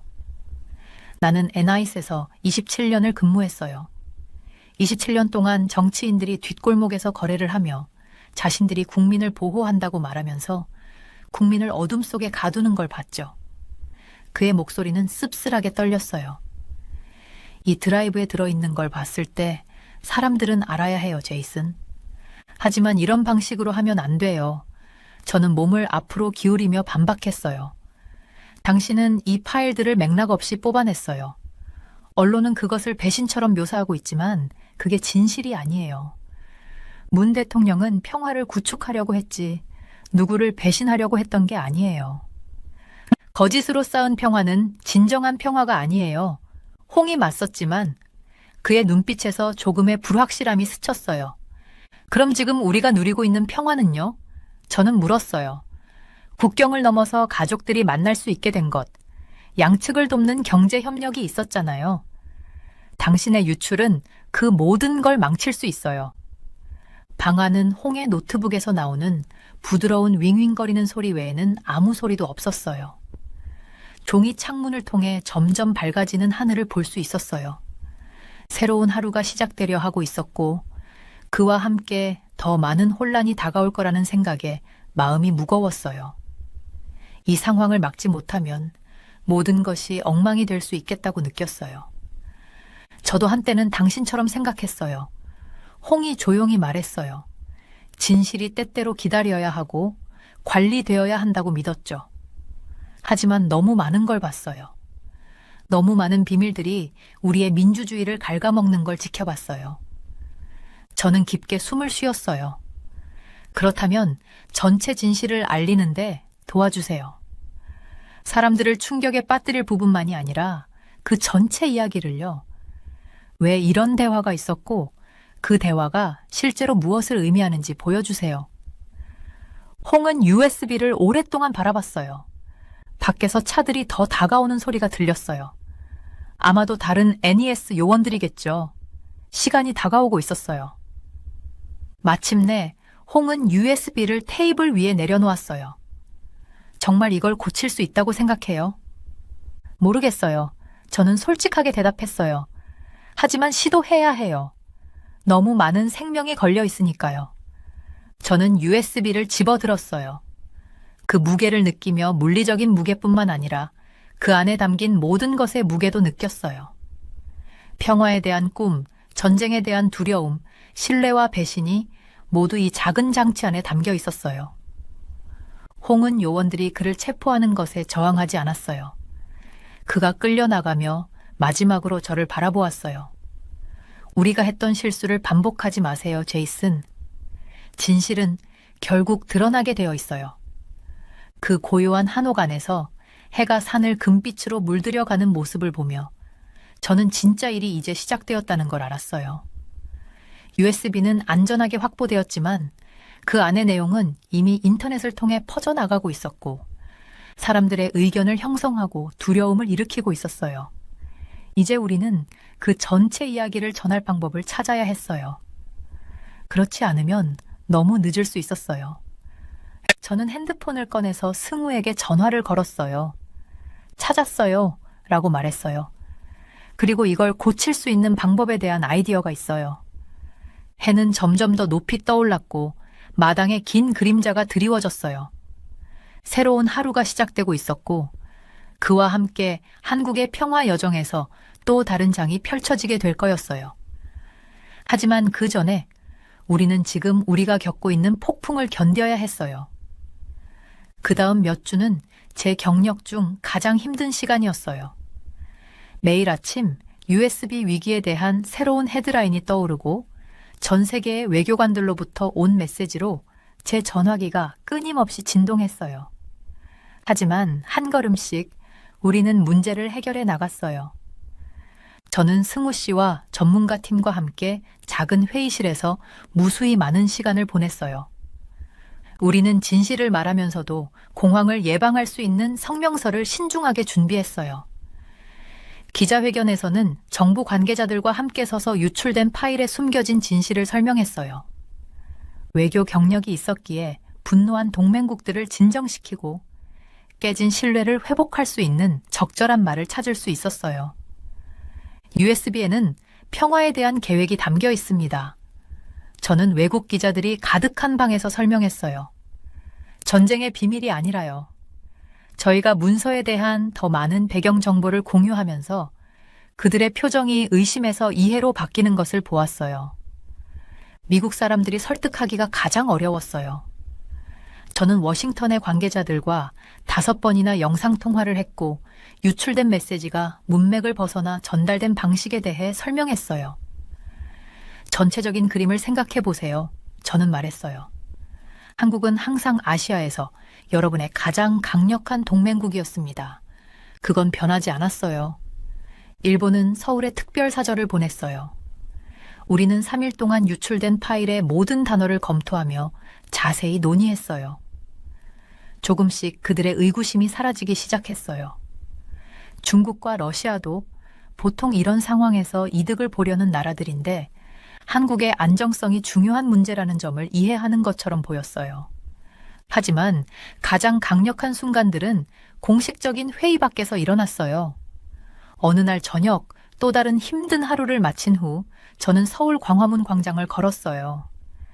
해가 지고 광장은 촛불을 든 사람들로 가득했어요. 그들은 더 이상 분노한 시위자가 아니었어요. 평화를 원하는 시민들이었어요. 한 노인이 저에게 다가와 작은 종이컵에 담긴 뜨거운 차를 건넸어요. 힘내세요. 그녀가 부드럽게 웃으며 한국어로 말했어요. 당신이 이를 바로잡아 주리라 믿어요. 그녀의 친절함이 저를 크게 울렸어요. 아마 한국 전쟁을 겪으셨을 분이었을 텐데 나라가 찢어지고 다시 일어나는 걸 보셨을 거예요. 그런데도 여전히 희망을 가지고 있었어요. 저는 한국 사람들이 겪어온 수많은 도전들을 떠올렸어요. 일본의 식민지 지배, 한국 전쟁, 한반도의 아픈 분단. 그럼에도 그들은 결코 포기하지 않았어요. 그날 밤은 저에게 모든 것을 바꾸어 놓았어요. 이제 이 문제는 단순히 정치적 위기를 해결하는 일이 아니었어요. 그것은 그 할머니처럼 어려운 시간을 지나면서도 더 나은 미래를 믿고 희망을 품고 있는 사람들의 꿈을 지키는 일이었어요. 호텔 방에서 저는 1950년대 한국의 옛 사진들을 보았어요. 전쟁 직후 거리들은 파괴되고 건물들은 잔해로 변해 있었어요. 하지만 그 모든 사진 속에서 사람들은 함께 일하며 재건하는 모습을 보였어요. 지금 70년이 지난 후 서울은 세계에서 가장 현대적인 도시 중 하나가 되었어요. 이건 우연이 된 일이 아니었어요. 평범한 한국 사람들이 절대로 포기하지 않았기 때문에 가능했어요. 광장에서의 시위자들은 그 정신을 상기시켜 주었어요. 그들이 USB 위기에 대해 의견이 달랐더라도 폭력적인 시위 대신 평화로운 촛불 집회를 열며 자신의 의견을 표현했어요. 그들은 민주주의가 어떻게 작동해야 하는지를 보여주었어요. 서로의 차이를 존중하면서 목소리를 내는 거죠. 위기가 시작된 지 한 달이 지나고 결국 상황은 진정되었어요. 미국과 일본은 공개적으로 한국에 대한 지지를 재확인했어요. 중국과 러시아는 위협적인 발언을 철회했어요. 가장 중요한 건 한국 국민들이 유출 사건의 충격에서 벗어나 앞으로 나아가기로 마음을 먹었다는 거였어요. 서울에서의 마지막 밤, 저는 호텔 방 창문에 서서 펼쳐진 도시의 불빛을 바라봤어요. 한강은 조용히 흐르고 있었어요. 그 강은 싱가포르 제 사무실 벽에 걸린 사진 속 그 강이었어요. 그런데 이제는 한국에 대해 다르게 느껴졌어요. 이곳은 단순한 정치적 드라마나 국제적 위기의 장소가 아니었어요. 이곳은 큰 도전들을 맞서며 희망과 존엄을 잃지 않은 평범한 영웅들이 살아가는 땅이었어요. 집으로 돌아가기 위해 짐을 싸면서 저는 그 할머니가 주었던 종이컵을 발견했어요. 저는 그 컵을 조심스럽게 휴지로 감싸서 서류 가방에 넣었어요. 그것은 한국에서 배운 것을 기억하게 해줄 거였어요. 진정한 힘은 정치적 권력이나 군사적 위력이 아니라 어떤 어려움 속에서도 더 나은 미래를 믿고 포기하지 않는 평범한 사람들의 회복력에 있다는 걸요. 비행기 창밖을 보며 서울이 점점 멀어져 가는 모습을 바라봤어요. 도시의 불빛은 사라졌지만 그 교훈은 제 마음에 남아 있었어요. 한국은 저에게 가장 어두운 시기에도 사람들이 함께 일하면 빛을 찾을 수 있다는 것을 가르쳐 주었어요. 제가 해결한 건 단지 외교적 위기가 아니었어요. 그것은 절대로 잊지 못할 인간 용기의 교훈이었어요. 김진우는 항상 외교의 힘을 믿었어요. 그는 수년간 세계 정치의 미묘한 균형을 연구했고 지리정치 분석가로서의 경력은 국가들이 어떻게 상호작용하는지, 한 나라의 작은 변화가 어떻게 전 세계에 영향을 미칠 수 있는지를 이해하는 데 바탕을 두고 있었어요. 하지만 아무리 전문가라 해도 그가 곧 겪게 될 일에는 아무 준비도 되어 있지 않았어요. 진우는 자신의 고향인 대한민국과 깊은 연결을 느끼고 있었어요. 국제관계에 대한 그의 지식과 복잡한 정치적 환경을 헤쳐나가는 능력 덕분에 그는 대한민국의 중요한 인물들에게 신뢰받는 고문으로 자리를 잡을 수 있었어요. 그런데 윤석열 대통령과 만날 준비를 하면서 그건 뭔가 다른 느낌이었어요. 공기 중에 무언가가 변한 것 같았고 그건 단순한 긴장감이 아니라 분명히 폭풍이 다가오고 있다는 신호였어요. 윤 대통령은 북한과 관련된 문제에서 강력한 리더십으로 잘 알려져 있었어요. 그는 압박이 심해도 굳건히 버티는 모습을 보여줬죠. 하지만 지금 전 세계의 이목이 집중된 상황에서 그는 그가 상상할 수 없었던 더 큰 위기에 직면해 있었어요. 시리아에서 새로운 불안이 시작되었고 정보 소식통들은 터키가 극단주의 세력들과 손을 잡기 시작했다고 전하고 있었어요. 세계는 글로벌 갈등의 가장자리에 서 있었고 대한민국은 그 틈새에서 대국들 사이에 끼어들며 그 여파를 바로 겪게 될 상황이었어요. 대통령실의 고요한 분위기 속에서 윤 대통령은 피곤해 보였어요. 평소의 단호한 표정이 무거운 결정들을 내려야 한다는 압박으로 부드럽게 변해 있었죠. 그는 시리아에서 알케다 잔당들이 이끄는 새로운 세력이 떠오르고 있다는 상황에 대해 이야기했어요. 그 세력은 날이 갈수록 강해지고 있었고 중동뿐만 아니라 전 세계의 안보를 위협하고 있었어요.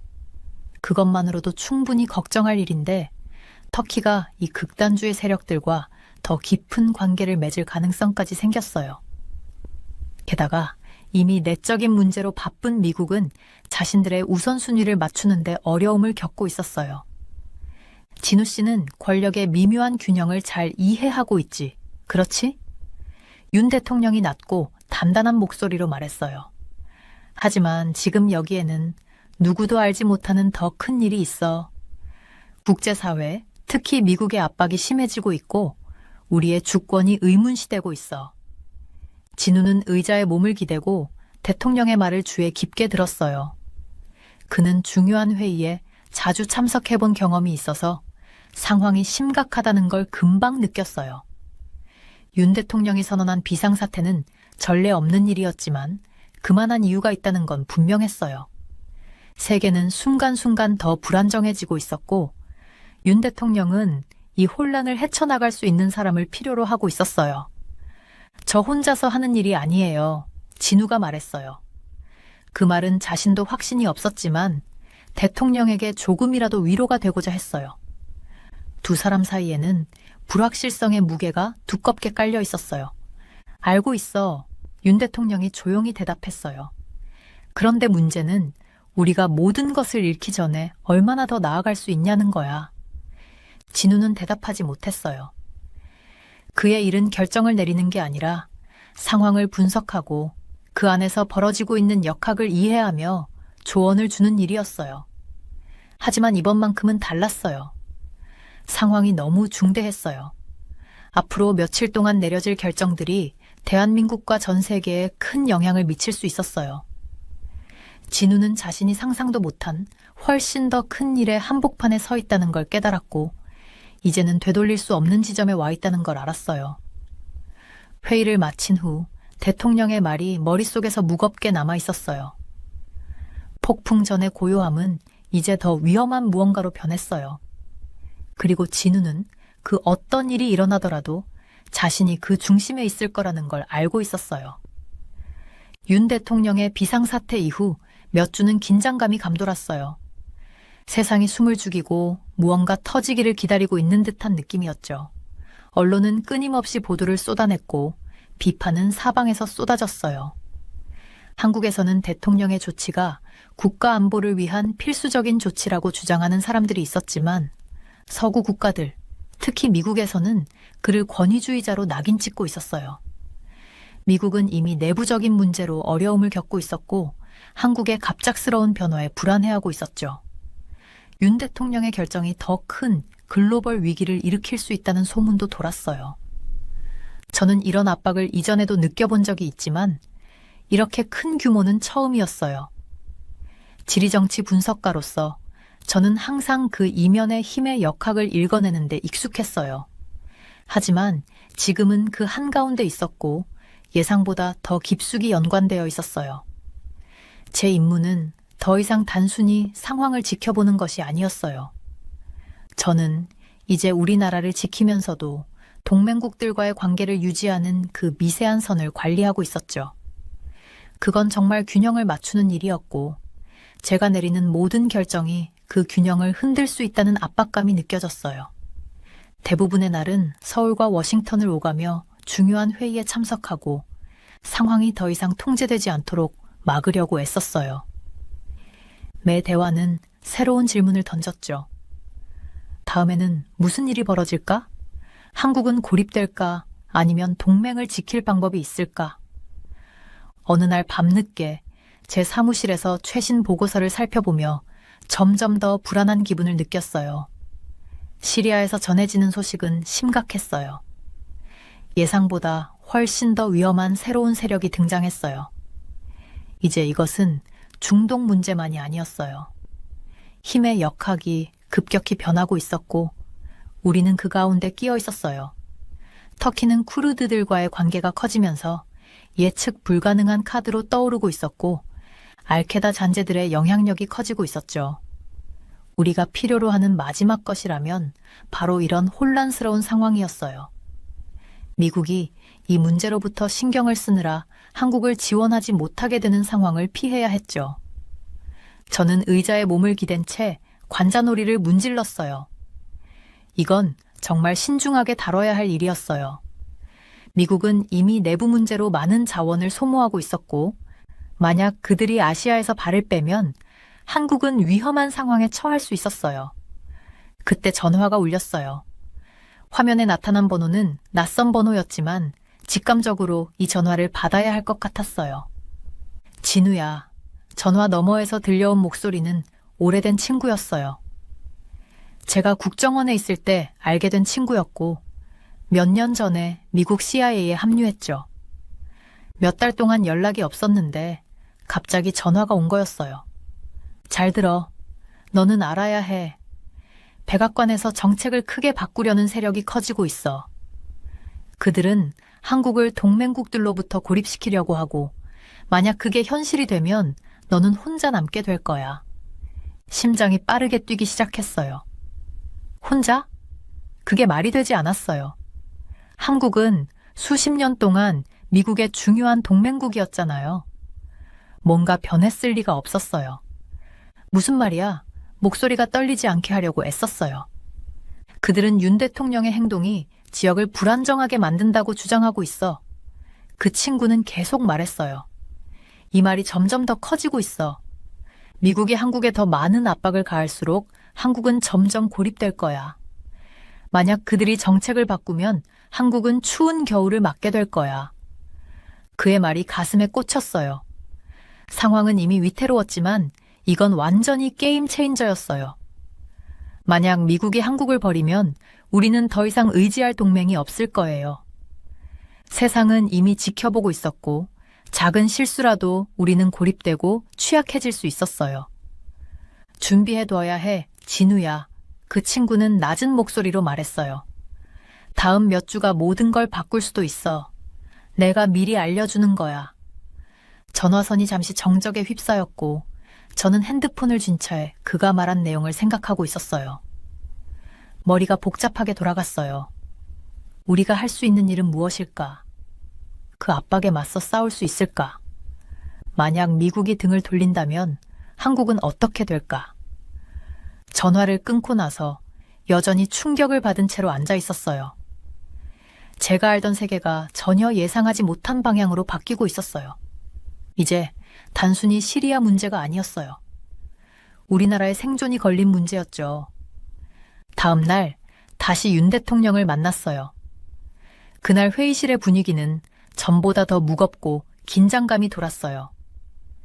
윤 대통령은 피곤해 보였고 그가 내려야 할 결정들이 너무 무겁게 느껴졌어요. 하지만 그의 눈빛에서 다른 무엇을 느낄 수 있었어요. 결단력이었죠. 그는 아직 물러서지 않았어요. 진우야, 그가 단호한 목소리로 말했어요. 나는 비판도 듣고 국제사회에서 뭐라 하는지도 알고 있어. 하지만 한국이 글로벌 정치의 물결에 휩쓸리게 할 순 없어. 우리는 단단히 서야 해. 저는 고개를 끄덕였어요. 그의 뜻을 이해했어요. 하지만 단단히 서는 것이 위험할 수 있다는 것도 알고 있었죠. 미국은 강력한 동맹국이었고 만약 그들이 우리를 고립시키기로 결심하면 우리는 큰 위기에 처할 수 있었어요. 저는 외교적 후폭풍을 관리하려고 최선을 다하고 있어요. 하지만 경고해드려야 해요. 상황이 점점 더 심각해지고 있어요. 미국이 당신의 결정을 공개적으로 더 의문시하기 시작했어요. 만약 그들이 물러나기로 결심하면 알고 있어. 윤 대통령이 저를 끊어 말했어요. 하지만 나는 한국이 외국의 힘에 휘둘리게 두지 않을 거야. 우리는 혼자서도 서야 해. 반대에 맞서더라도. 그의 말은 확고했지만 그의 어깨에 지워진 부담을 볼 수 있었어요. 그는 단순히 자신의 정치적 생존을 위해 싸우고 있는 것이 아니었어요. 그는 한국의 미래를 위해 싸우고 있었어요. 회의를 마친 후 저는 무거운 마음으로 나왔어요. 폭풍이 다가오고 있었고 그것을 어떻게 헤쳐나갈지 전혀 알 수 없었어요. 하지만 한 가지는 분명했어요. 한국은 이제 가장 큰 시험을 맞이할 준비가 되어야 했고 저는 그 한가운데 있었어요. 서울의 긴장감은 눈에 띄게 느껴졌어요. 마치 천둥이 치기 직전에 무겁고 답답한 공기처럼요. 그 기운이 뼛속까지 전해졌어요. 대통령실에서 평소에는 강철 같은 사람인 윤석열 대통령이 몇 주 만에 처음으로 인간적인 모습으로 보였어요. 압박감이 너무 커졌던 거죠. 모든 결정이 도박처럼 느껴졌고 그 어떤 때보다도 위험한 순간이었어요. 진우야, 윤 대통령이 목소리를 낮추며 말을 시작했어요. 우리는 지금 세상이 우리를 의심의 눈초리로 보고 있는 지경에 이르렀어. 시리아 상황을 무시할 수 없고 우리나라가 다른 나라의 게임에 희생양이 되게 할 수는 없어. 하지만 그 압박감이 그는 말을 잇지 못하고 창밖을 바라봤어요. 마치 그 구름 속에서 답을 찾고자 하는 듯했어요. 저는 그 말이 무슨 뜻인지 정확히 알았어요. 시리아, 터키, 그리고 쿠르드 세력의 상승, 그리고 바뀌는 동맹들. 이 모든 것이 한국을 향해 몰아치는 폭풍을 만들어냈어요. 윤 대통령이 비상사태를 선포한 결정은 많은 이들에게 절박한 조치로 비쳤지만 그에게는 나라의 주권을 지키는 유일한 방법이었어요.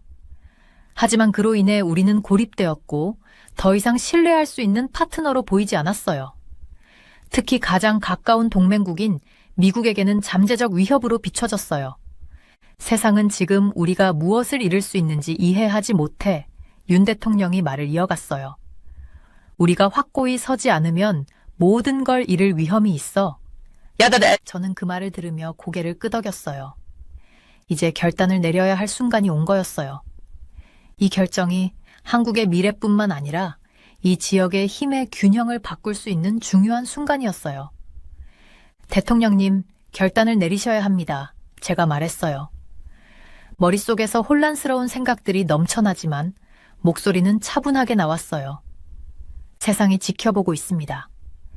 결단을 내리지 않으면 한국은 더 이상 목소리를 낼 수 없을 겁니다.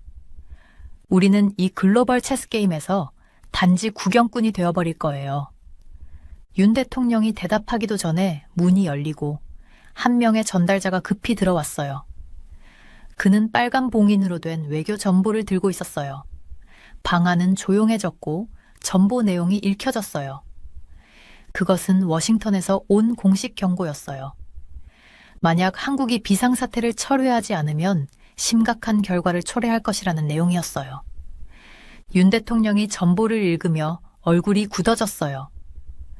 외교적 선이 그어졌고 미국은 명확히 우리의 저항을 용납하지 않겠다고 했어요. 상황은 우리가 준비한 것보다 훨씬 더 심각해졌고 이제는 돌이킬 수 없는 지경에 이른 거였어요. 우리는 더 이상 선택지가 없어. 윤 대통령이 마침내 말했어요. 그의 얼굴은 굳어졌고 전보를 접으며 결단을 내린 듯했어요. 우리는 행동해야 해.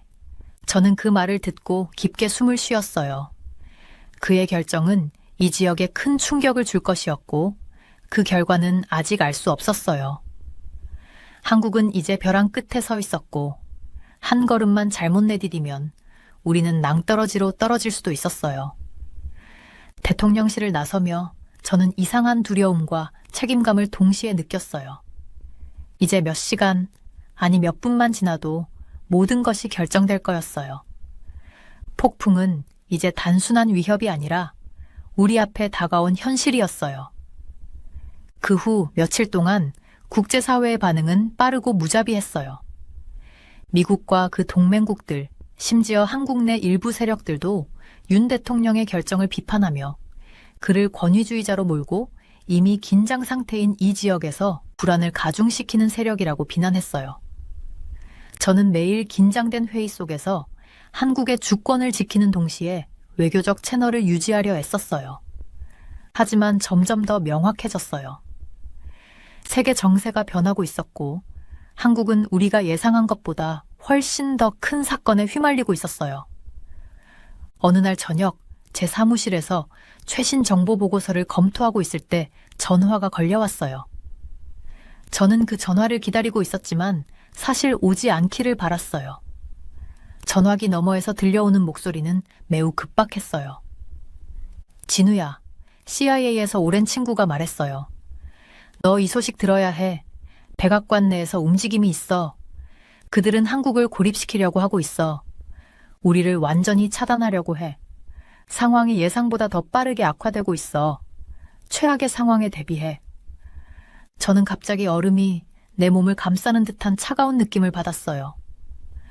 벽이 점점 좁혀져 오고 그 중심에 제가 서 있는 거였어요. 한국은 이제 국제적인 위기에 직전까지 갔고 그동안 제가 해온 모든 일이 한 줄기 실타래처럼 끊어질 수도 있었어요. 저는 항상 분석하고 예측하는 능력에 자부심을 가지고 있었지만 이번에는 그 폭풍이 어디로 향할지 전혀 알 수 없었어요. 밤은 점점 더 길어졌고 불확실함이 커져만 갔어요. 하지만 한 가지는 분명했어요. 이제 세상은 우리에게 더 이상 기다리지 않았어요. 게임은 이미 시작되었고 우리는 전력을 다해 싸워야 했어요. 이제 남은 질문은 한국이 이 폭풍을 견뎌낼 수 있을지 아니면 그 후폭풍 속에서 살아남을 수 있을지였어요. 그 후로 며칠은 진우가 겪어본 적이 없는 날들이었어요. 전화 한 통, 이메일 하나, 대화 한마디가 이전보다 훨씬 더 무겁게 느껴졌어요. 세상이 지켜보고 있는 상황에서 이제는 시간이 멈춘 듯 숨을 죽이고 있는 것만 같았어요. 저는 이 거대한 위기의 한가운데 서 있었어요. 그토록 광범위한 상황이라서 마치 땅이 흔들리는 것처럼 느껴졌어요. 한국과 미국의 관계가 악화되면서 저는 그 폭풍 속에 더 깊이 빠져들었어요. 윤 대통령이 결정을 내렸지만 이제 그 결정의 여파가 실시간으로 정치계를 흔들고 있었어요. 저도 이런 종류의 회의나 비공개 대화에는 참여한 적이 있었지만 이번만큼 중요한 적은 없었어요. 이렇게까지 중요한 순간은 처음이었어요. 저는 회의실에 앉아 있었어요. 그곳에는 대통령의 측근들이 몇 명 있었고 공기가 무겁고 긴장감이 가득했어요. 회의실 문이 딸칵 닫히자 모두의 시선이 커다란 화면으로 향했어요.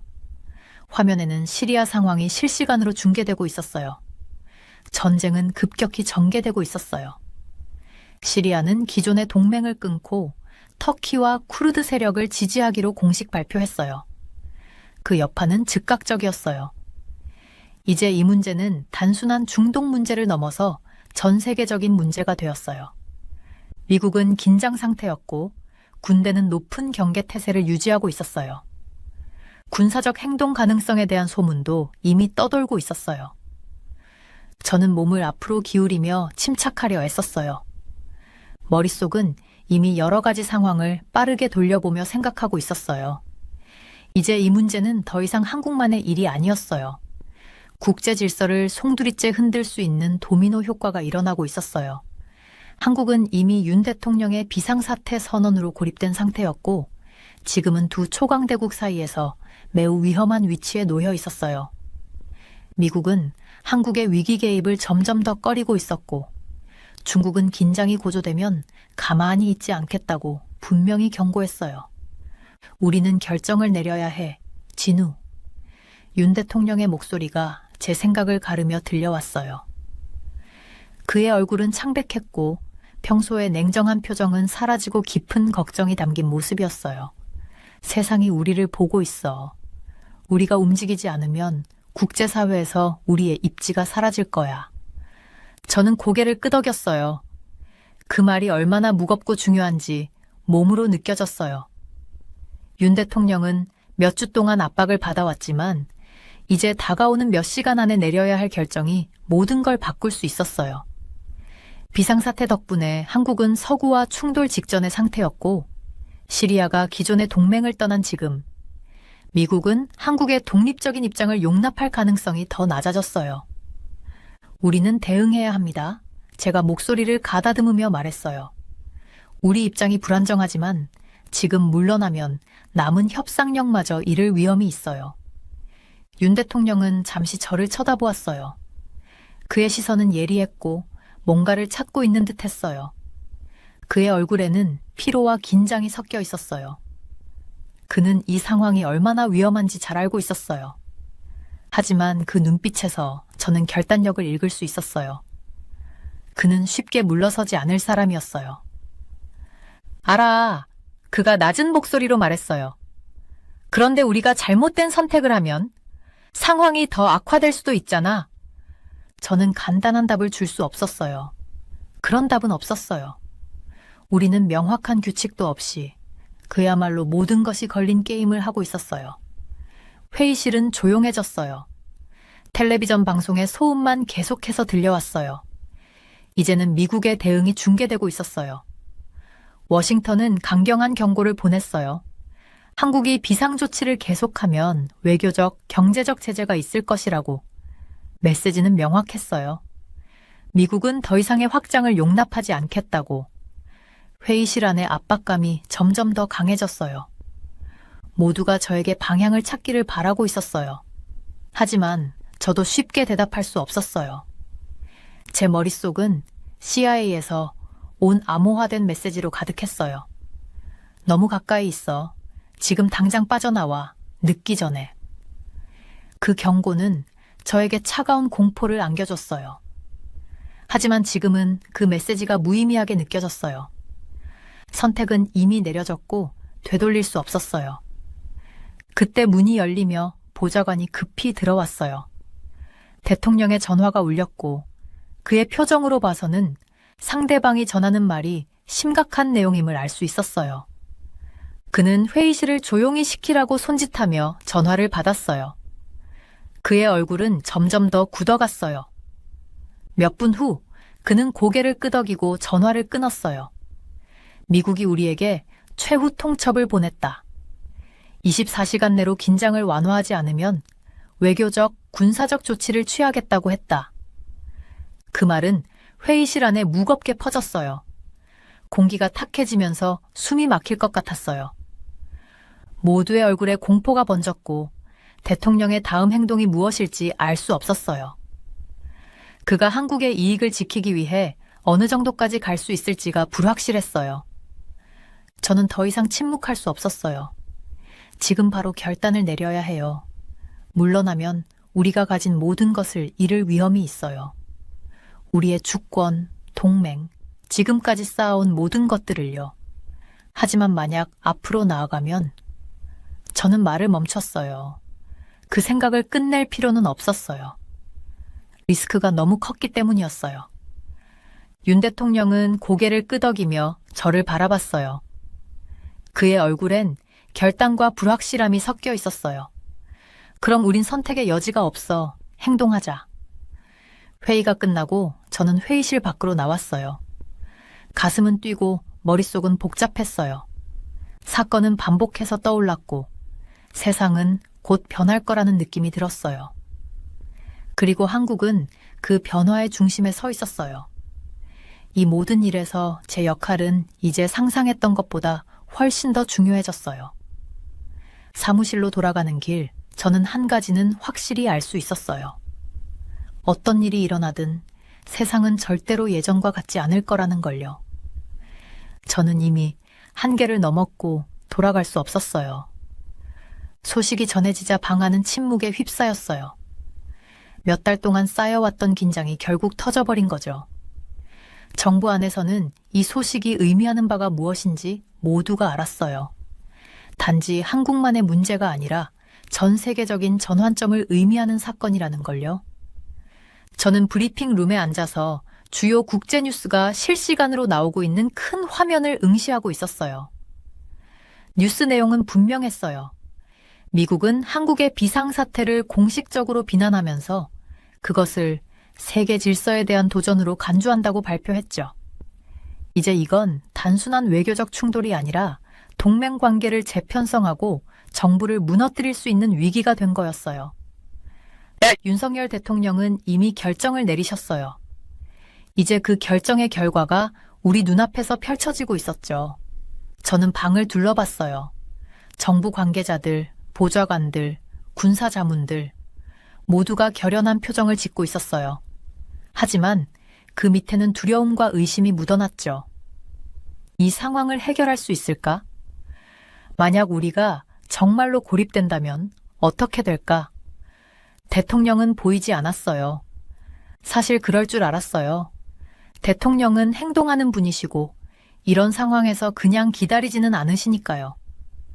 이번 위기의 다음 단계를 준비하고 계실 텐데 그게 무엇일지는 저도 전혀 알 수 없었어요.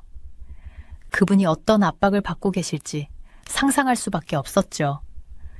모든 결정이 전 세계에 영향을 미칠 테니까요. 진우 씨, 누군가 말했어요. 저는 고개를 돌려보니 동료인 한지호가 다가오고 있었어요. 그는 이 방에서 비교적 젊은 분석가였지만 예리한 사고와 사람을 읽는 능력 덕분에 제가 그를 존경하고 있었죠. 그도 걱정하는 눈치였지만 눈에는 불꽃이 있었어요. 워싱턴에서 온 최신 보고서 봤어요? 심각해요. 미국이 대규모 제재를 준비 중이에요. 저는 고개를 끄덕였어요. 속이 꽉 막힌 듯한 느낌이 들었어요. 이 상황은 예고된 일이었죠. 한국은 미국과 중동에서 불안정한 상황 사이에서 아슬아슬한 줄타기를 해왔으니까요. 이제 돌이킬 수 없었어요. 우리는 여파를 준비해야 해요. 제가 말했어요. 목소리는 낮지만 확실했어요. 우리가 지난 몇 주 동안 해온 모든 게 다 무너질 수도 있어요. 지호는 말을 잇지 못하고 삼켰어요. 우리가 진짜 고립된 거예요. 그게 최악의 시나리오인 거죠. 그의 눈 속에서 불안이 느껴졌어요. 우리 둘 다 깊이 빠져 있었죠. 너무 깊어서 이제 돌아갈 수 없었어요. 모르겠어요. 하지만 당황하면 안 돼요. 우리는 침착해야 해요. 그 말을 하면서 며칠 전 CIA 연락처와 나눴던 대화가 머릿속을 떠나지 않았어요. 경고는 분명했어요. 미국은 한국을 고립시킬 구실을 찾고 있었어요. 그들은 한국을 전략적 이해관계의 위협이 될 수 있는 위험 요소로 보고 있었죠. 비상사태를 선언한 결정은 그들에게 그런 기회를 준 셈이었어요. 하지만 제가 아는 사실을 아무에게도 말할 수 없었어요. 아직은 아니었죠. CIA에서 받은 정보는 기밀이었고 그게 유출되면 제 경력은 물론 제 생명까지 위험해질 수 있었어요. 저는 대통령과 이야기를 해야 했어요. 다음 단계가 무엇인지 세상이 아직 다 알지 못하는 걸 대통령은 알아야 했으니까요. 몇 분 후 저는 청와대에 긴 복도를 걸어가고 있었어요. 생각의 무게가 육체적으로 압박을 가하는 것처럼 느껴졌어요. 한 걸음 한 걸음이 그 침묵 속에서 울리는 것 같았죠. 뭔가 잘못된 일이 일어나고 있다는 느낌을 지울 수 없었어요. 우리가 예고했던 폭풍이 결국 왔고 이제 숨을 곳도 없다는 생각이 들었어요. 대통령실에 도착했을 때 한 보좌관이 저를 멈춰섰어요. 상황실로 가셔야 합니다. 보좌관이 급하게 말했어요. 얼굴이 창백했죠. 저는 더 이상 묻지 않았어요. 뭔가 큰일이 일어나고 있다는 걸 직감할 수 있었거든요. 상황실 안에서 윤 대통령은 테이블 맨 앞에 서 계셨고 군사 및 정보자문들이 둘러싸고 있었어요. 그의 표정은 굳어 있었지만 눈빛은 예리하고 깨어 있었죠. 그는 절대 물러서지 않을 거라는 생각이 들었어요. 최신 정보가 들어왔습니다. 군 관계자가 두꺼운 서류를 대통령 앞에 놓으며 말했어요. 미국이 태평양에서 군을 동원하기 시작했습니다. 우리가 반응할 때까지 기다리지 않고 움직이고 있어요. 대통령은 고개를 끄덕였지만 표정에서는 피로와 긴장이 묻어났어요. 대통령은 언제나 강력하고 결단력 있는 행동을 믿는 분이셨지만 지금은 상황의 심각성을 외면할 수 없었던 거죠. 진우 씨, 대통령이 저를 향해 말씀하셨어요. 우리는 이제 무엇을 해야 합니까? 저는 이 순간을 준비해 왔어요. 다양한 옵션을 검토하고 리스크를 분석했죠. 하지만 이 순간이 와서 제 머릿속은 하얘졌어요. 지금 선택하는 것이 무엇이든 그게 우리 모두가 그동안 해온 모든 일의 끝을 의미할 수 있다는 생각이 들었죠. 대통령님, 제가 말문을 열었어요. 목소리는 안정적이었지만 내면은 혼란스러웠어요. 우리가 해야 할 최선은 차분함을 유지하고 신중하게 행동하는 것입니다. 미국은 공격적인 자세를 보이고 있지만 우리는 외교적으로 대응할 수 있습니다. 우리는 이 싸움을 혼자 할 수 없지만 협상으로 어떤 해결책을 도출할 수 있을지도 모릅니다. 대통령은 즉시 대답하지 않으셨어요. 오랫동안 고요히 서 계시더니 마치 제 말을 위기 상황의 중대함과 비교하는 듯한 표정으로 잠시 생각하셨죠. 결국 대통령은 조용히 말했어요. 동의합니다. 하지만 시간이 없어요. 저는 명확한 대답을 내릴 수 없었어요. 누구도 그럴 수 없었죠. 세상은 지켜보고 있었고 다음 행동을 기다리고 있었어요. 그리고 그 방에서 서 있으면서 저는 중요한 걸 깨달았어요. 이제 이건 단순한 정치적 위기가 아니었어요. 이것은 생존을 위한 싸움이었죠. 각자의 결정은 한국뿐 아니라 전 세계에 지속적인 영향을 미칠 거였어요. 저는 상황실을 떠나며 그 순간의 무게가 더욱 짓누르는 것을 느꼈어요. 무엇이 일어날지 전혀 알 수 없었죠. 하지만 한 가지는 확실했어요. 이제 세상은 결코 예전 같지 않을 거라는 거요. 폭풍 뒤의 고요함은 그것을 앞서던 혼란만큼이나 귀를 먹먹하게 만들었습니다. 서울은 나라를 휩쓴 정치적 혼란에서 겨우 회복한 상태였어요. 지금 제가 책상에 앉아 있으니 지난 몇 주 동안의 무게가 그 어느 때보다 더 무겁게 저를 짓누르는 느낌이었어요. 모든 게 흐릿하게 지나갔어요. 회의, 전화, 늦은 밤까지 계속된 전략회의, 그리고 사방에서 몰아치는 압박. 저는 지정학적 분석가로서 정치와 국제관계의 교차점에서 일하는 것이 어떤 위험을 동반하는지 항상 알고 있었어요. 하지만 이렇게 개인적으로 큰 영향을 받을 줄은 예상하지 못했죠. 저는 사무실 창밖을 바라보며 늦은 오후의 태양이 지평선 너머로 지는 모습을 지켜봤어요. 서울은 제 앞에 펼쳐져 있었죠. 생동감 넘치고 살아있지만 어딘가 불안한 고요함이 감도는 도시였어요. 사람들은 뭔가 거대한 변화가 일어난 걸 느끼는 듯 했지만 그게 정확히 무엇인지는 알 수 없는 듯 했죠. 윤 대통령이 비상사태를 선포한 대담한 결정은 세상을 깜짝 놀라게 했고 그 순간 저는 제 결정이 잘못된 것 아닌가 하는 의문이 들었어요. 제가 그를 이 길로 이끈 걸까요? 이 사태가 이렇게까지 전개되도록 막을 방법은 없었을까요? 하지만 비상회의와 긴장된 대화들, 미국과 동맹국들로부터 계속되는 압박을 떠올리며 저는 깨달았어요. 대한민국은 궁지에 몰렸어요. 우리는 선택의 여지가 없었어요. 더 이상 외교의 문제가 아니었어요. 이건 생존의 문제였죠. 때로 생존을 위해서는 다른 시대, 다른 맥락에서 보면 상상도 못할 결정을 내려야 할 때가 있어요. 책상 위 전화기가 울려 제 생각을 끊었어요. 워싱턴에 있는 동료가 보낸 메시지였죠. 여기는 아직 진정되지 않았어요. 당신은 해야 할 일을 했어요, 진우. 다만 기억하세요. 역사는 우리 모두를 심판할 거예요. 저는 의자에 기대어 앉으며 그 말들이 공중에 떠도는 느낌이었어요. 역사. 우리는 항상 추상적으로만 얘기하죠. 과거가 우리의 행동을 어떻게 볼지, 오늘의 결정이 내일 어떻게 기억될지. 하지만 그 순간 그건 더 이상 추상적인 개념이 아니었어요. 너무나 개인적이고 지금 당장 제게 중요한 문제처럼 느껴졌죠. 역사는 우리를 어떻게 평가할까요? 윤 대통령을, 저를? 지난 몇 주는 모든 것이 얼마나 약한지 배운 시간이었어요. 한 번의 실수, 한 번의 잘못된 판단으로 모든 것이 무너질 수 있다는 걸 저는 직접 겪었죠. 어떻게 글로벌 강대국들이 한 번의 결정으로 상황을 뒤바꿀 수 있는지, 어떻게 동맹들이 불안정의 조짐만으로도 틀어질 수 있는지 봤어요. 저는 항상 정치적 환경을 이해하는 데 필요한 건 정확한 정보와 도구라고 생각했어요. 앞으로 무엇이 일어날지 예측할 수 있는 능력이 중요하다고 믿었죠. 하지만 먼지가 가라앉고 나서 깨달았어요. 지식만으로는 충분하지 않아요. 그에 못지않게 중요한 건 신념이에요. 전 세계가 지켜보고 판단하고 의문을 제기할 때에도 자신의 결정을 지킬 수 있는 용기 말이죠. 수많은 브리핑을 듣고 고위 공직자들이 차갑고 계산적인 말로 위기를 처리하는 걸 봤어요. 그들에게 이건 단지 또 하나의 위기일 뿐이었죠. 글로벌 퍼즐의 한 조각처럼요. 하지만 저에게는 전혀 다른 의미였어요. 그건 이제 단순한 문제가 아니라 너무나 개인적인 일이 되어버렸어요. 사무실은 이제 너무 좁게 느껴졌어요.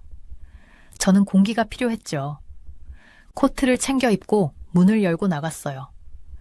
서울의 거리는 언제나처럼 바쁘게 움직이고 있었지만 사람들의 얼굴은 뭔가 다른 이야기를 하고 있는 듯 보였어요.